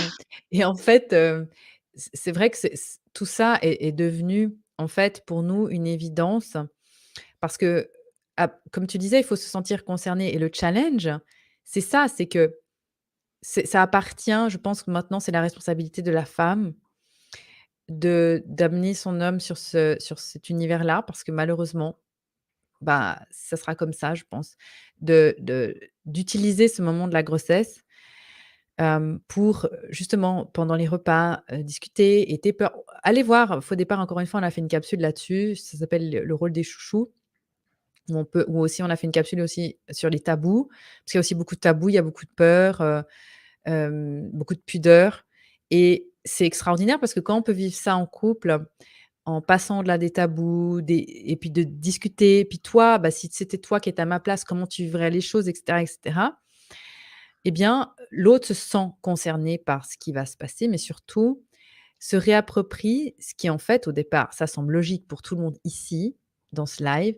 Si je vous dis: «Si vous voulez faire un bébé, vous allez à l'hôpital le faire, vous allez faire l'amour devant tout le monde, ou vous allez le faire dans votre intimité?» Mais tout le monde va répondre, bah, enfin, je crois que les gens me répondent même pas, ils rigolent parce qu'on va se dire: «Mais qui va aller à l'hôpital dans une salle avec des néons, pour fabriquer un bébé?» Bah oui, mais en fait, quand on connaît la physiologie de la naissance, c'est aussi aberrant d'aller à l'hôpital pour accoucher que d'aller à l'hôpital pour le faire. Parce que c'est la même en fait, le processus physiologique, hormonal, les hormones nécessaires pour que ça se passe en sécurité sont les mêmes. Et donc à l'inverse, si vous prenez un homme, hem et que, je sais plus dans quel épisode c'est, je crois que c'est le 20 de Faux départ. Il y a un extrait de ce film-là qu'ils ont fait en Italie, c'est très drôle, et ils filment en fait un homme, donc ils simulent, c'est une belle métaphore, un couple qui fait l'amour à l'hôpital, et toutes les 2 secondes, l'équipe vient pour dire à monsieur comment se mettre: «Ah non mais là ça va pas, puis votre érection elle est pas bonne, puis là la position ça va pas, mais on va jamais y arriver», puis finalement le couple n'arrive pas. Évidemment, hein, monsieur n'arrive pas à arriver au bout de son projet, sans surprise, et là, tout le monde comprend, en fait. Mais évidemment, mais comment c'est possible toutes les 2 secondes? «Non, mais tu es sûre?» «Non, mais alors» parce que pourquoi? Parce qu'on stimule son néocortex, et c'est ça, comprendre la physiologie de la naissance, et donc l'homme, si on lui explique ça, il va se dire: ah bah ouais, non, mais je suis incapable de faire l'amour dans une condition pareille. Bah ouais, mais tu vois, moi chérie, en fait, là, le truc, c'est que pour que j'enfante en sécurité, il faut que je sois dans les mêmes conditions que toi tu es pour qu'on fabrique le bébé.» Et donc à partir de là, ça devient quelque chose qui concerne les 2. Parce qu'évidemment, comme tu le disais justement, il y a aucune raison de s'intéresser à un sujet si on ne se sent pas concerné. Et après, les implications sont bien au-delà de ça, parce que, donc je reprécise, hein, dans des cas de grossesse à bas risque, qui sont l'écrasante majorité des grossesses. Dans ces moments-là, on se dit: «OK, qu'est-ce qu'il faut pour que chérie, tu puisses accoucher en sécurité. Et là, on se rend compte que le rôle du partenaire, il est en fait capital parce que c'est lui qui préserve l'espace, c'est lui qui fait la barrière parce que la femme, quand elle accouche, c'est pas elle qui va se bagarrer pour qu'on la laisse tranquille, pour qu'on éteigne les lumières, pour qu'on lui parle pas. Ça, c'est le rôle du conjoint de faire ça. Donc elle a besoin d'avoir quelqu'un, vu ce qui se on va dire, vu comment ça se passe dans notre civilisation, elle a besoin de quelqu'un pour sécuriser l'espace. On dit aussi porter l'espace, en fait. Hem, on regarde une chatte, qui met bas, elle va aller se cacher dans l'obscurité.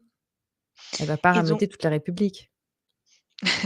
et du coup, ce qui est intéressant, Emma, alors là, tu parles on en viendra après à la piscine et à Pascal parce que je montrerai la photo parce que c'est intéressant, je pense, pour les gens.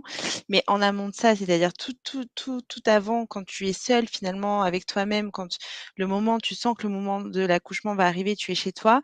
En fait, toute cette préparation-là, c'est-à-dire rester dans le noir, avoir un environnement, sécurisant que tu connais, où tu sais où sont les choses qui vont te rassurer, comme ta balle de ton ballon de sport, enfin ton ballon de yoga et cetera. En fait, tout ça n'est pas juste, n'a pas juste un effet émotif, mais ça a aussi un déclen un c'est un ça permet de protéger le système hormonal qui lui-même va permettre que l'accouchement se passe bien, donc ça a quand même un effet physiologique important à l'intérieur de toi.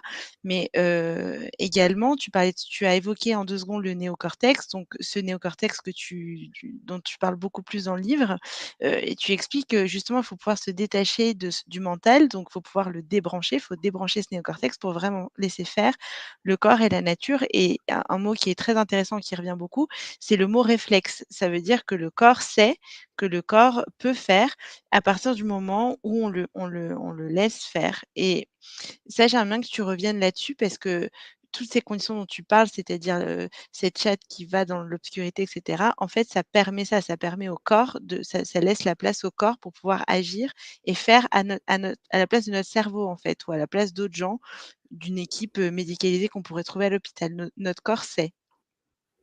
Notre corps sait et puis il est connecté à notre cerveau archaïque qui, lui, est connecté à notre, mammiféritude. J'ai envie d'inventer un mot ce soir. Mais c'est ça, en fait, c'est que, hem, le réflexe alors il est clair que on peut parler d'instinct et je fais référence à, de nouveau à Faut pas pousser parce que Nina Nahr, dont je parlais tout à l'heure, qui a réalisé ce documentaire, je vous invite à regarder, a interviewé donc, l'ancien, président du collège, des obstétriciens en France et qui disait: «Il y a pas d'instinct chez la femme». Alors ça, c'est un grand moment d'anthologie, il y a pas d'instinct.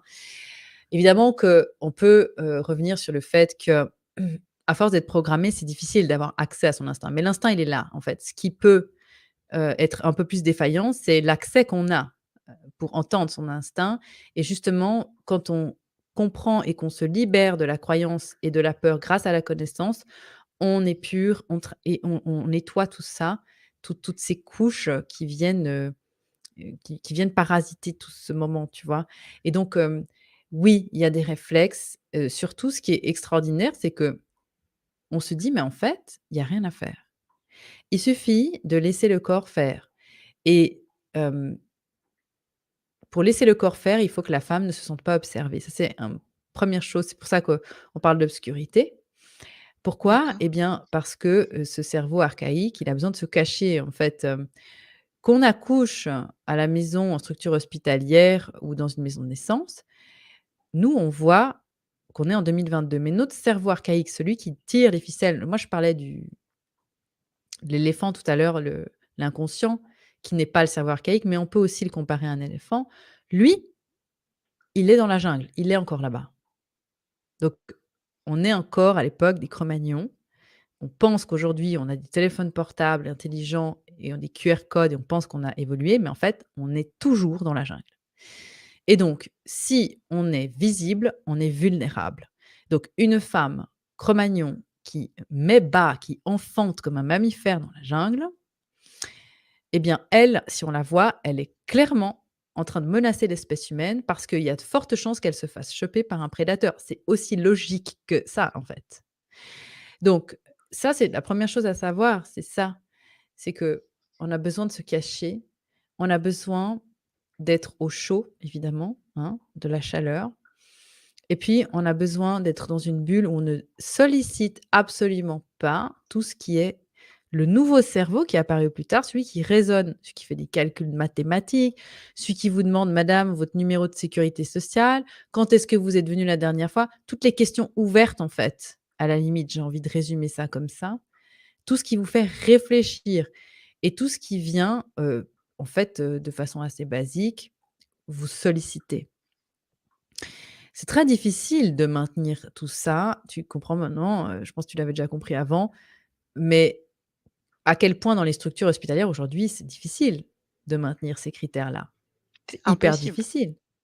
C'est presque mission impossible. Alors il y a les plateaux techniques, hein, parce qu'évidemment, il y a un problème, c'est que les sages-femmes en France qui veulent, faire accompagner les accouchements à domicile se réduisent comme peau de chagrin. Il y a, des couches d'autorité qui mettent des bâtons dans les roues à celles qui veulent prendre les autres en compagnonnage pour leur expliquer le métier. Enfin, c'est très difficile, hein, mais j'ai espoir quand même, sinon je ne ferai pas tout ça. Il y a énormément de demandes. Je fais partie de celles qui pensent que la clé, elle vient des couples. Pour moi, je suis dans une démarche où je ne pense pas que la solution viendra d'en haut, mais elle viendra des familles, en fait. C'est eux qui décideront comment ça se passe. Tant que les gens continueront de jouer ce jeu, macabre, ça continuera, en fait, parce qu'on leur vole cet instant-là. Et donc, à force de comprendre, tous ces moments-là de la naissance, naturelle, tu te rends compte que en fait, il y a rien à faire et une des plus grandes aberrations, tu parles de réflexe, de notre époque, c'est la poussée dirigée. C'est-à-dire que tu as d'un côté le réflexe d'éjection du fœtus et ça, j'en parle vraiment, dans la prépa et on a fait une capsule là-dessus qui est gratuite dans Faux Départ. Mais courez la voir les amis, parce que quand j'ai cherché des contenus là-dessus, c'est très difficile de trouver de l'audiovisuel qui parle à ça. Le réflexe d'éjection du fœtus, Michel Audin en a tellement parlé et en fait, c'est ça pousse tout seul. Ça pousse tout seul, c'est un réflexe, donc on ne peut pas à ce moment-là, retenir. Le corps pousse tout seul, sauf que quand on met la femme sur le dos avec une péridurale, elle sent plus rien et le réflexe est coupé. Donc il y a plus de réflexe. Mais à quoi il sert ce réflexe? En fait, il sert dans la première chose, c'est qu'il sert à protéger le périnée et c'est ça qui est dingue, c'est que la France, c'est le premier pays du monde qui fait des rééducations du périnée. Donc en fait, on fout en l'air les périnées, puis après on dit: «Oui, il faut les rééduquer». C'est normal qu'il faut C'est les logique. rééduquer. Si on les fout en l'air, il faut les rééduquer. Sauf que quand il y a une poussée réflexe, le corps il le pousse différemment. Alors je ne vais pas rentrer trop dans la technique, mais ça j'en parle un peu vraiment plus précisément dans mes contenus. Mais la poussée dirigée, donc qui met les femmes sur le dos, qui dit: «Attention madame, respirez, bloquez, poussez», fait qu'il y a le bébé qui descend, il y a les organes, il y a tout, hein. Donc évidemment que le périnée après, c'est d'une violence, enfin alors c'est hyper efficace, hein, la poussée dirigée, ça fait descendre le bébé, mais tout le reste avec. Et donc ça fait que la femme, de nouveau, elle est dépendante. Donc je reprends ce que je dis, on a rendu les femmes dépendantes et les hommes impuissants. Pourquoi? Parce que la femme, elle est coupée de ses sensations, on la flanque sur le dos, on lui dit: «Bah, c'est bon, maintenant on va pousser». «Ah bon, bah, d'accord, alors je pousse». OK. Est-ce qu'on vous a dit que ça, c'est violent pour votre corps, en fait? Puis bon, le bébé, on n'en parle même plus parce qu'en fait, le bébé, c'est toujours le dernier, de qui on parle, hein. C'est vrai qu'il faudrait faire, de nouveau, plein de capsules, parce que c'est difficile, tu vois? Hein, je parle beaucoup de choses à chaque fois sur chaque question, mais ça, c'est un réflexe extraordinaire parce que quand ça pousse tout seul, ça pousse pas de haut en bas, ça pousse en gros, du bébé contre la colonne, ça pousse en horizontal. Donc forcément, quand tu pousses comme ça, bah, le bébé, il descend, mais ça n'abîme pas le périnée. Moi, j'avais très peur justement, comme j'avais une épisiotomie qui avait abouti à une déchirure 8 ans plus tôt, j'avais peur, d'être pulvérisée en 1000 morceaux. Puis c'est souvent une des grandes peurs des femmes, c'est d'être déchirée en 2, de mourir, enfin, c'est d'être ça parte en boucherie. Oui, En c'est fait, ma pas du peur. tout. Oui, je sais, mais c'est normal, on est toutes pareilles. Enfin, qui arrive là en disant: «Oh ouais, non, c'est cool». Mais personne. Et ça aussi, c'est important de le dire parce que ça désacralise le truc, c'est bon, ça on est humaine, on n'est pas mais quand on est en train d'enfanter dans sa puissance, on ne se pose même plus la question, en fait, parce qu'on a les hormones qui sont là, quand on laisse faire la nature, on est complètement shooté. C'est-à-dire que celles qui ont fumé des joints, qui ont connu des trucs, mais c'est rien comparé à ce qu'on vit dans un enfantement naturel. Là, la femme, non seulement elle est shootée, mais en plus elle a accès à des mondes que personne ne verra jamais. Ce sont des mondes mais on va dire: «Oui, mais elle hallucine». OK, alors je mets au défi toute personne qui a vécu un accouchement de venir me dire le contraire, qu'un accouchement physiologique naturel. Donc sans chimie.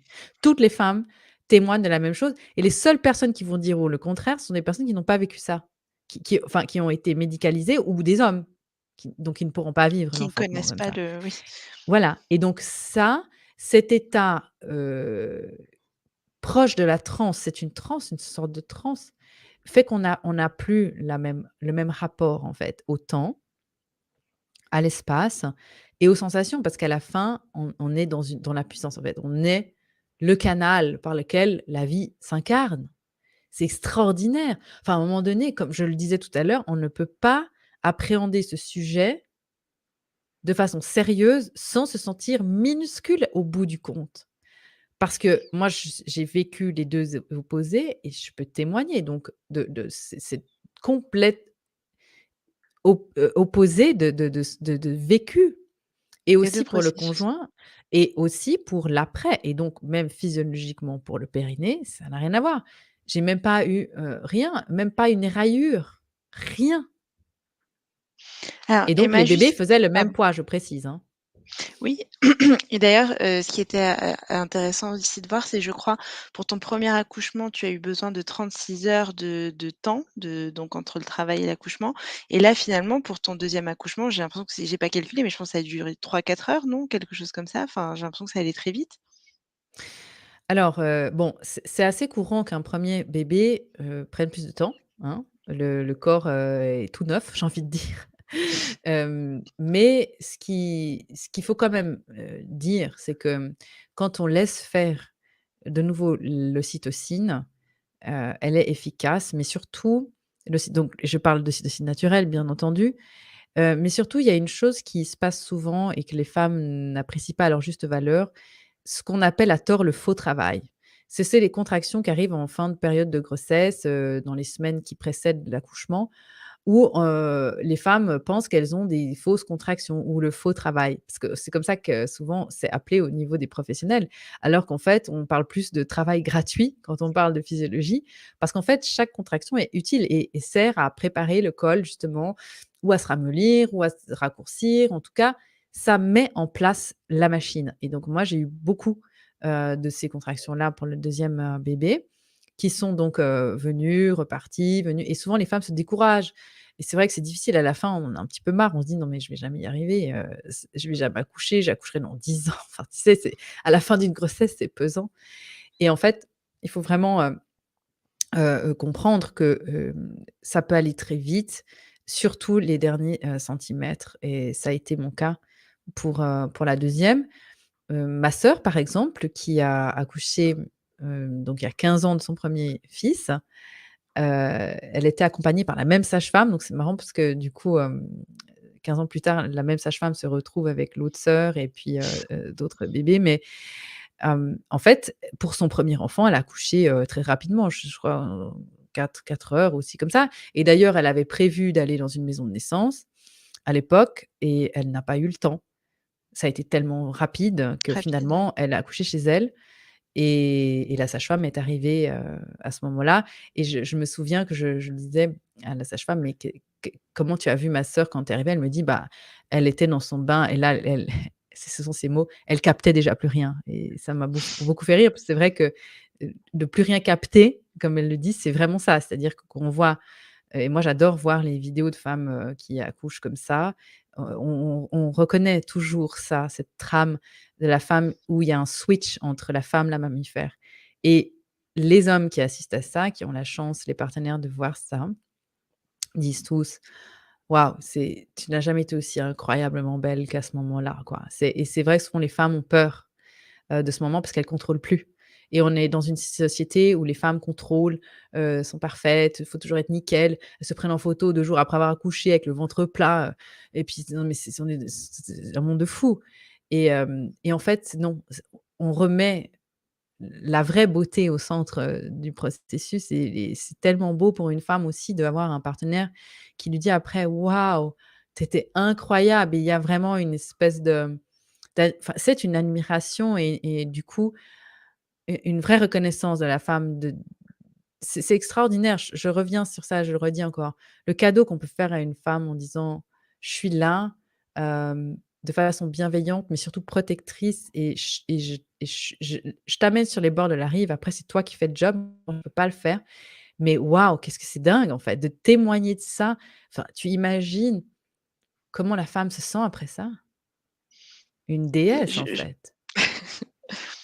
En tout cas, quand on t'entend en parler, c'est vrai que c'est enfin moi, ça tu vois, ça me donne le sourire. Enfin, je me dis: «Ça doit être, effectivement très beau». Emma, une petite question sur ton rapport à la douleur, quand tu as, accouché à domicile.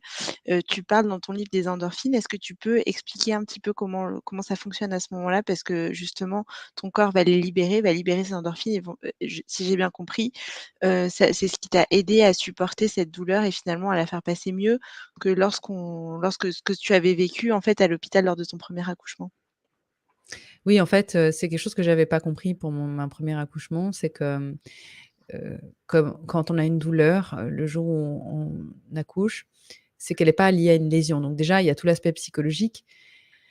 C'est extrêmement fort l'aspect psychologique dans la sensation d'une douleur. Parce que la douleur, c'est un signal nerveux, hein, c'est ça la douleur.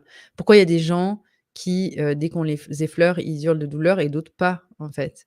La perception, est différente et donc déjà, psychologiquement, il faut le rappeler, la façon dont on va percevoir la douleur, si elle annonce une mauvaise ou une bonne nouvelle, ça change tout, la perception de ce signal. Donc quand j'ai accouché la première fois, j'avais pas intégré ça, je m'étais même pas posé la question. C'est des années après, en analysant mon comportement, ce qui s'était passé et tout le processus, je me suis dit: «Mais en fait, j'avais pas capté que la douleur était une intensité qui était nécessaire pour que, justement, le bébé ouvre la porte, en fait, de ce fameux col, c'est comme ça que je l'image et donc ça, je ne le savais pas, mais je ne savais surtout pas que les endorphines commencent à être produites au bout d'un certain moment dans l'accouchement. C'est pas produit les 3 premières contractions. C'est-à-dire qu'au bout d'un moment, les contractions se mettent en place, il y a comme un moteur qui se met à chauffer, à tourner et le corps, en fait, en gros, plus les sensations deviennent fortes, plus il décharge des endorphines et l'endorphine, c'est ça fait planer. On voit d'ailleurs des gens qui courent tous les jours, ils font leur jogging parce qu'au bout d'un moment, ils déchargent l'endorphine puis ils deviennent complètement addicts à ça. Oui, parce que ce qu'on oublie de préciser, c'est que le plus grand dealer au monde, c'est notre cerveau et c'est lui qui nous fournit les drogues les plus violentes. Donc l'endorphine est une, drogue extraordinaire, un anesthésiant qui est créé par notre cerveau, mais pour ça, il fonctionne avec la fameuse ocytocine, et donc ça va ensemble. C'est-à-dire que si on perturbe la femme qui est en train d'accoucher, elle ne va pas produire d'endorphine. D'accord? Donc ça va ensemble. Il faut qu'elle soit dans sa bulle pour que ça marche. Il y a aussi, au-delà des endorphines, quelque chose qui est extraordinaire, c'est l'eau chaude et donc de se mettre dans une piscine, c'est pas pour faire folklorique ou parce que c'est à la mode, c'est simplement que l'eau permet de, alors je ne vais pas rentrer trop dans la technique, mais permet, de façon physiologique déjà de calmer le signal, par rapport à la peau, mais aussi le fait d'être dans une piscine, on le voit d'ailleurs, oui effectivement dans ce dessin, cette piscine elle est gonflée, le Donc fond ça, c'est la piscine où tu as accouché, ça, c'est chez toi? ça c'est chez moi, on voit il y a des serviettes de bain, il y a plein de serviettes, on a une liste, quand on prépare un accouchement à la maison de tout le matériel. Alors on voit pas là-dessus, mais on a des alaises, il y a du film plastique pour recouvrir évidemment le sol, enfin comme si on fait des travaux de peinture, hein, c'est la même chose et puis, des désinfectants, des gants, enfin bref, c'était une salle d'accouchement et la piscine, elle a un fond qui est gonflé pour, protéger les genoux parce que quand on laisse faire le corps, tu parlais de réflexe tout à l'heure, si maintenant, vous qui écoutez la vidéo, vous fermez les yeux et vous imaginez avoir mal au ventre, vous allez vous pencher vers l'avant et vous recroqueviller, vous allez pas vous tendre, en flexion vers l'arrière.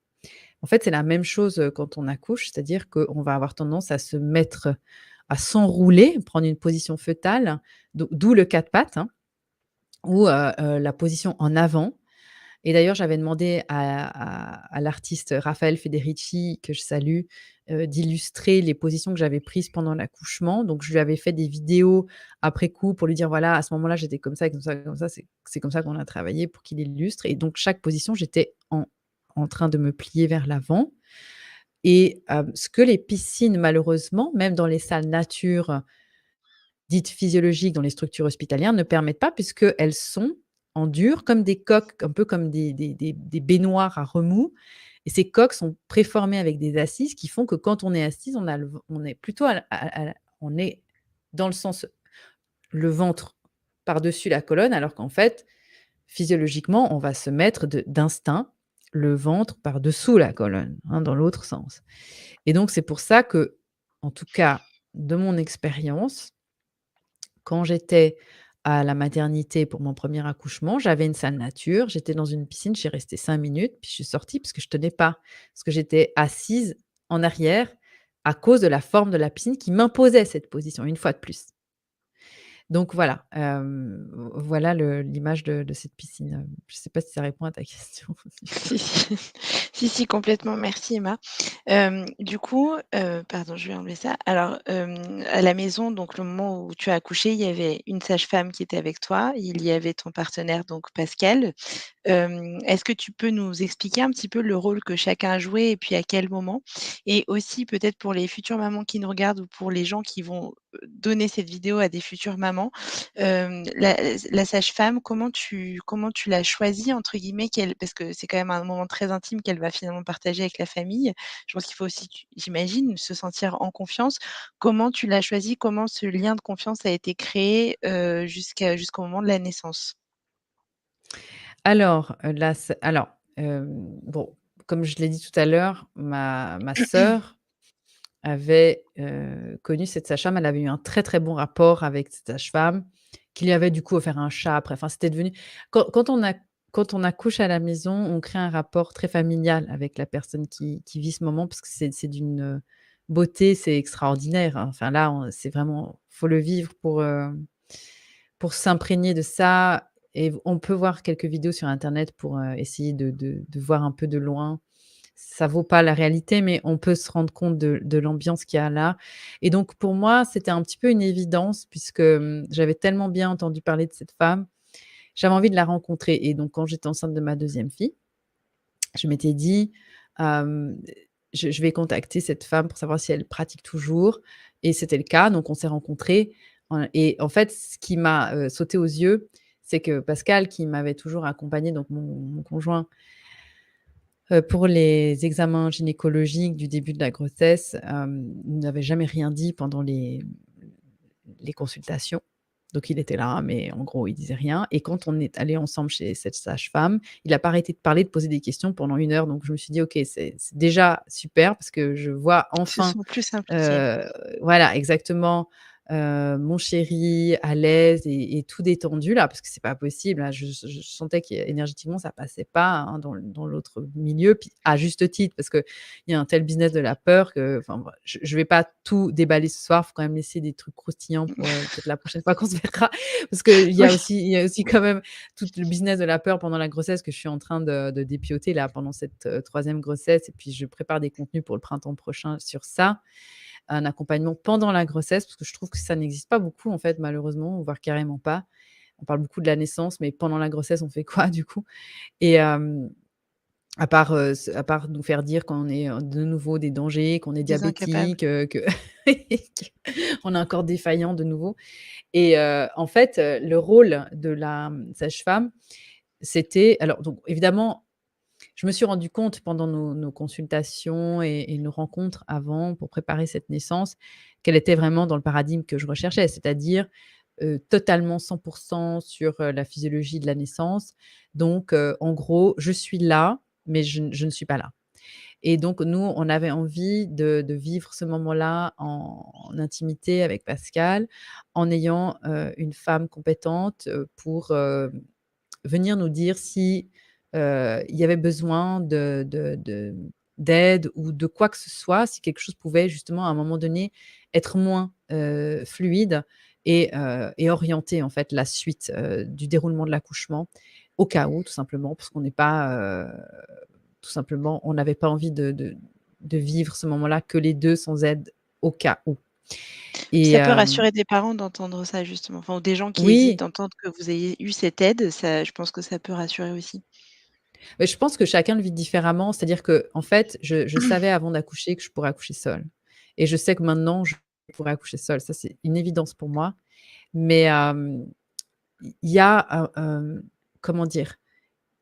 Il y a un moment donné, c'est plus une évidence maintenant que je suis passée par là que probablement pour, la deuxième naissance où j'avais eu un traumatisme et puis alors on parle même pas d'un premier accouchement où on sait même pas où ce qu'on va vivre. Donc là, je pense que ça peut rassurer des gens, et encore une fois, chaque couple est différent. C'est pour moi de l'ordre de l'intimité du couple à choisir, à savoir qu'on habite, plus ou moins à 20 minutes d'une structure d'urgence, donc on était peinards, vraiment tranquille, parce que c'est en gros un peu ce qui est demandé, des 30 minutes, si jamais, mais encore une fois, ça ne dégénère pas comme ça, ce sont des mythes.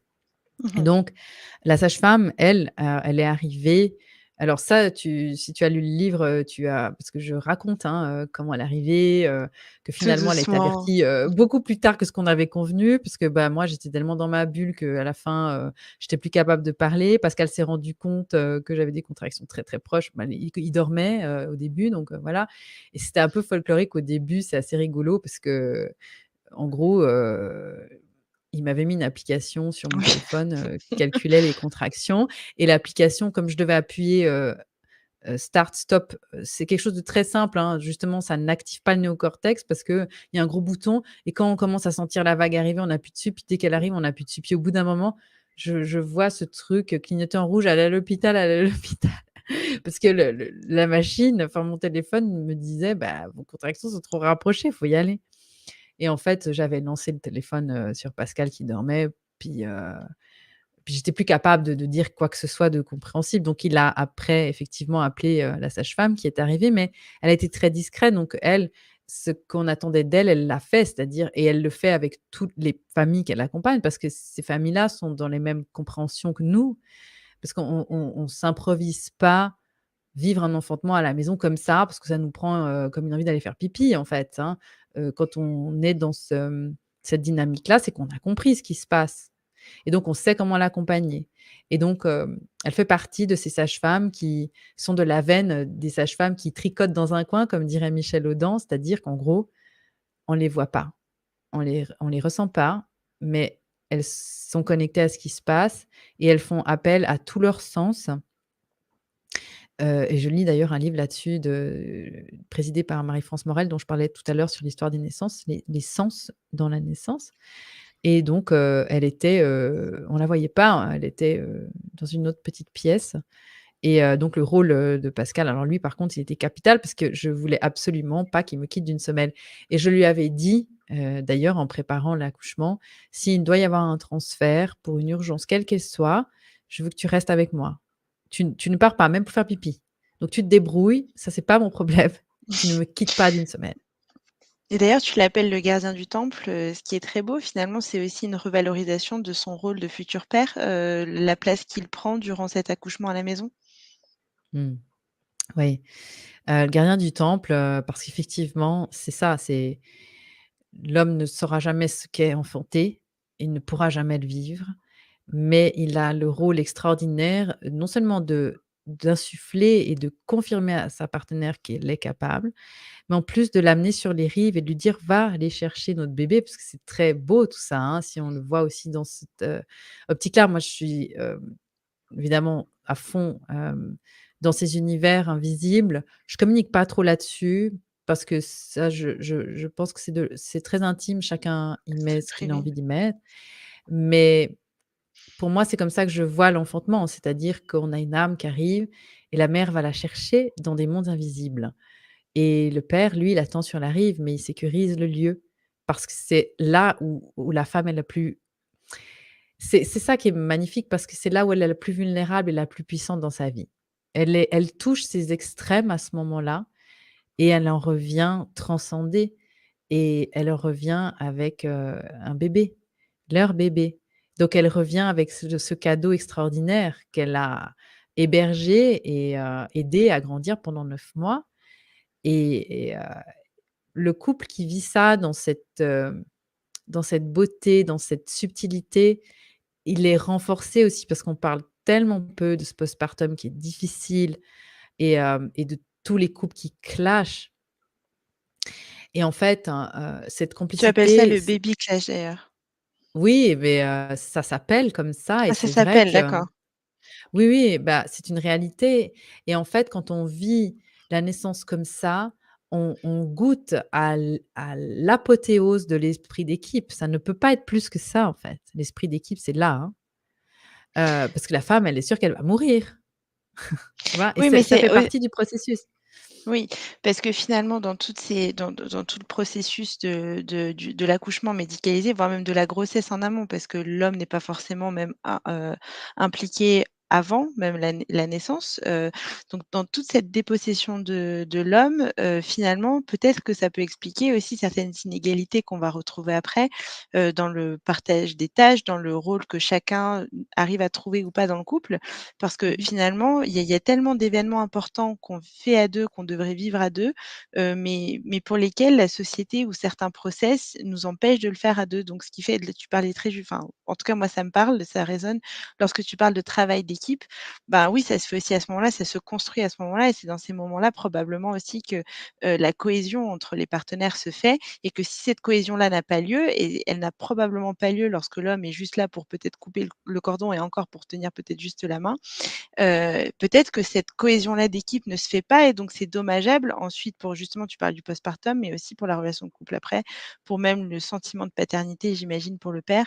Donc en fait, cette union-là dont tu parles et de façon très belle, je trouve, p aussi enfin, va prédéfinir peut-être la suite de la relation et même de la relation à l'enfant.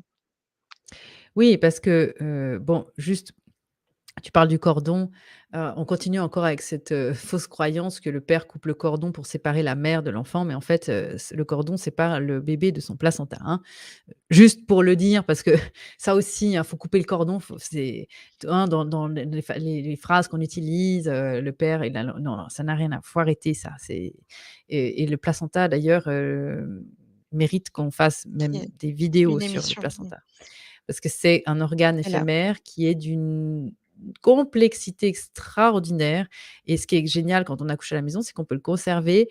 Ça, c'est la sage-femme qui fait ce qu'on appelle une empreinte placentaire. Donc, elle a, avec le placenta, elle l'a imprimé, en fait, sur une feuille et ça crée l'arbre, on voit le cordon en bas comme l'arbre de vie, quoi, de notre fille et dans une structure hospitalière, je vous challenge d'aller récupérer votre placenta qui est considéré comme un déchet médical. Alors génial parce que plein de cellules souches et évidemment vendu, pour l'industrie, pharmaceutique. Donc ça mis à part, c'est vrai que le moment où le bébé sort, c'est le moment où la nature a prévu la décharge massive la plus importante de la vie de la femme d'ocytocine et pourquoi la nature a prévu ça?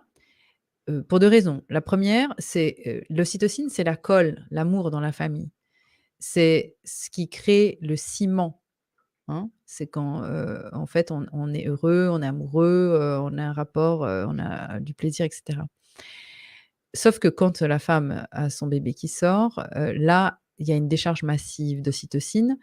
Premièrement, pour créer ça, pour pas qu'elle l'abandonne, hein et deuxièmement, pour prévenir l'hémorragie de la délivrance. Donc c'est ce qui peut être gravissime si le placenta se décroche mal, parce que justement l'utérus ne se contracte plus parce qu'il n'a plus assez de cytocine, hein et donc ça il y a une raison de survie de l'espèce à cette décharge massive et qu'est-ce que ça fait quand le père est là et que quand il y a cette parce que l'ocytocine, ce qu'on ne sait pas, ce qu'on ne dit peu, parce que souvent on ne le sait pas, c'est que c'est contagieux.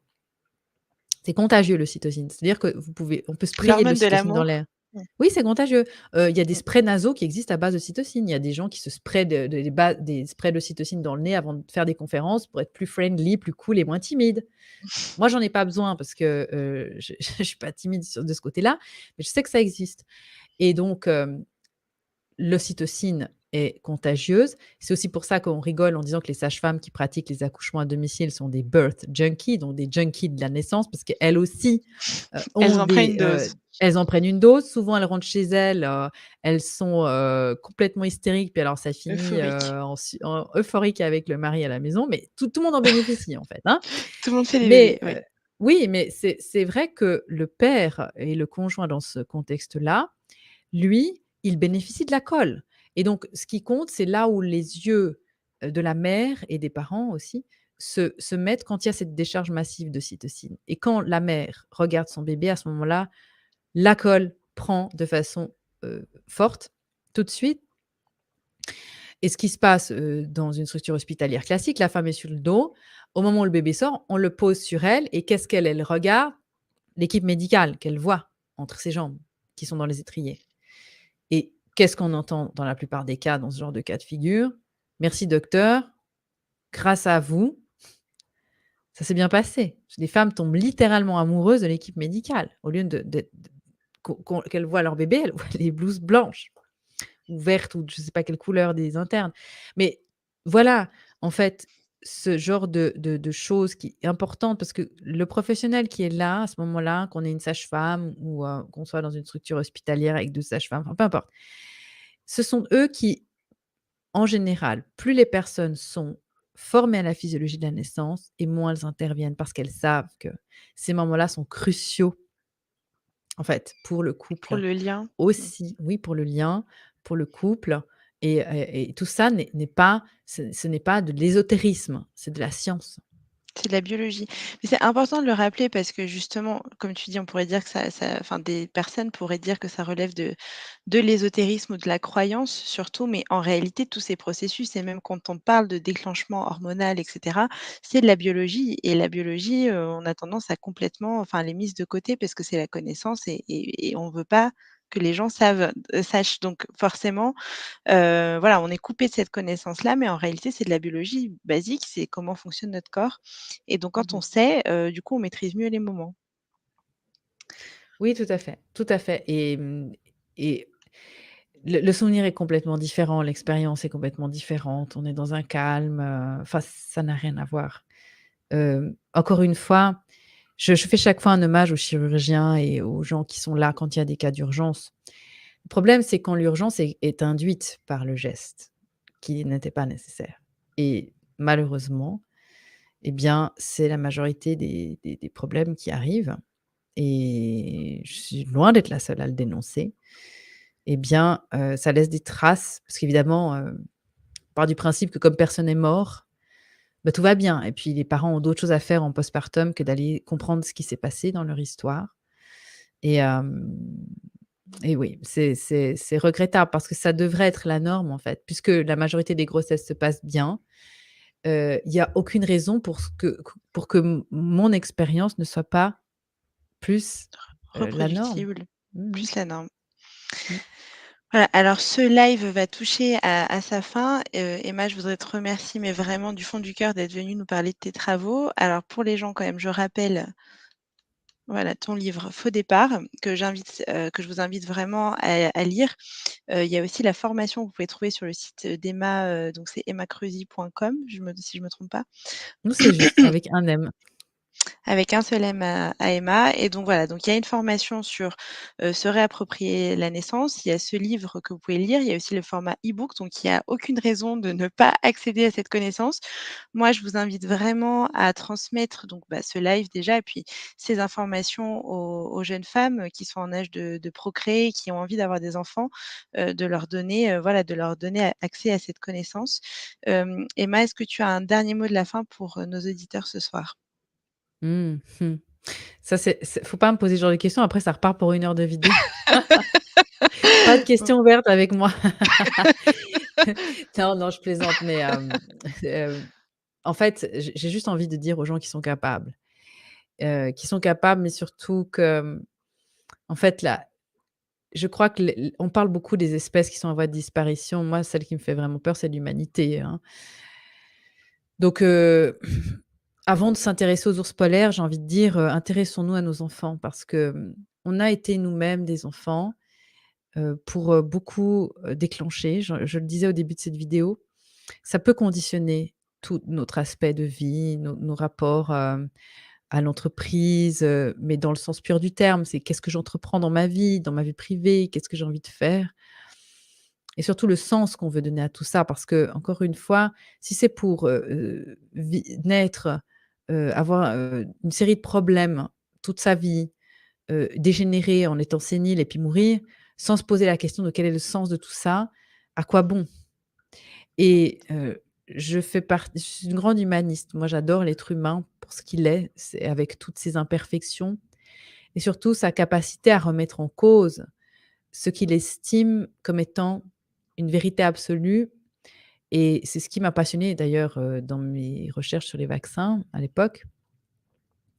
C'est, plus je suis sûre d'une chose, hem et plus je peux être sûre que là, j'ai beaucoup de lacunes. En général, c'est comme ça que ça se passe et d'avoir cette curiosité, hein, d'aller fouiller pour se dire: «Mais en fait, je suis concernée» parce que tout se relie comme les pièces d'un puzzle et c'est ce que je fais depuis 2 ans, publiquement parce qu'avant je le faisais les gens étaient moins au courant parce que je prenais pas parole forcément sur les réseaux sociaux.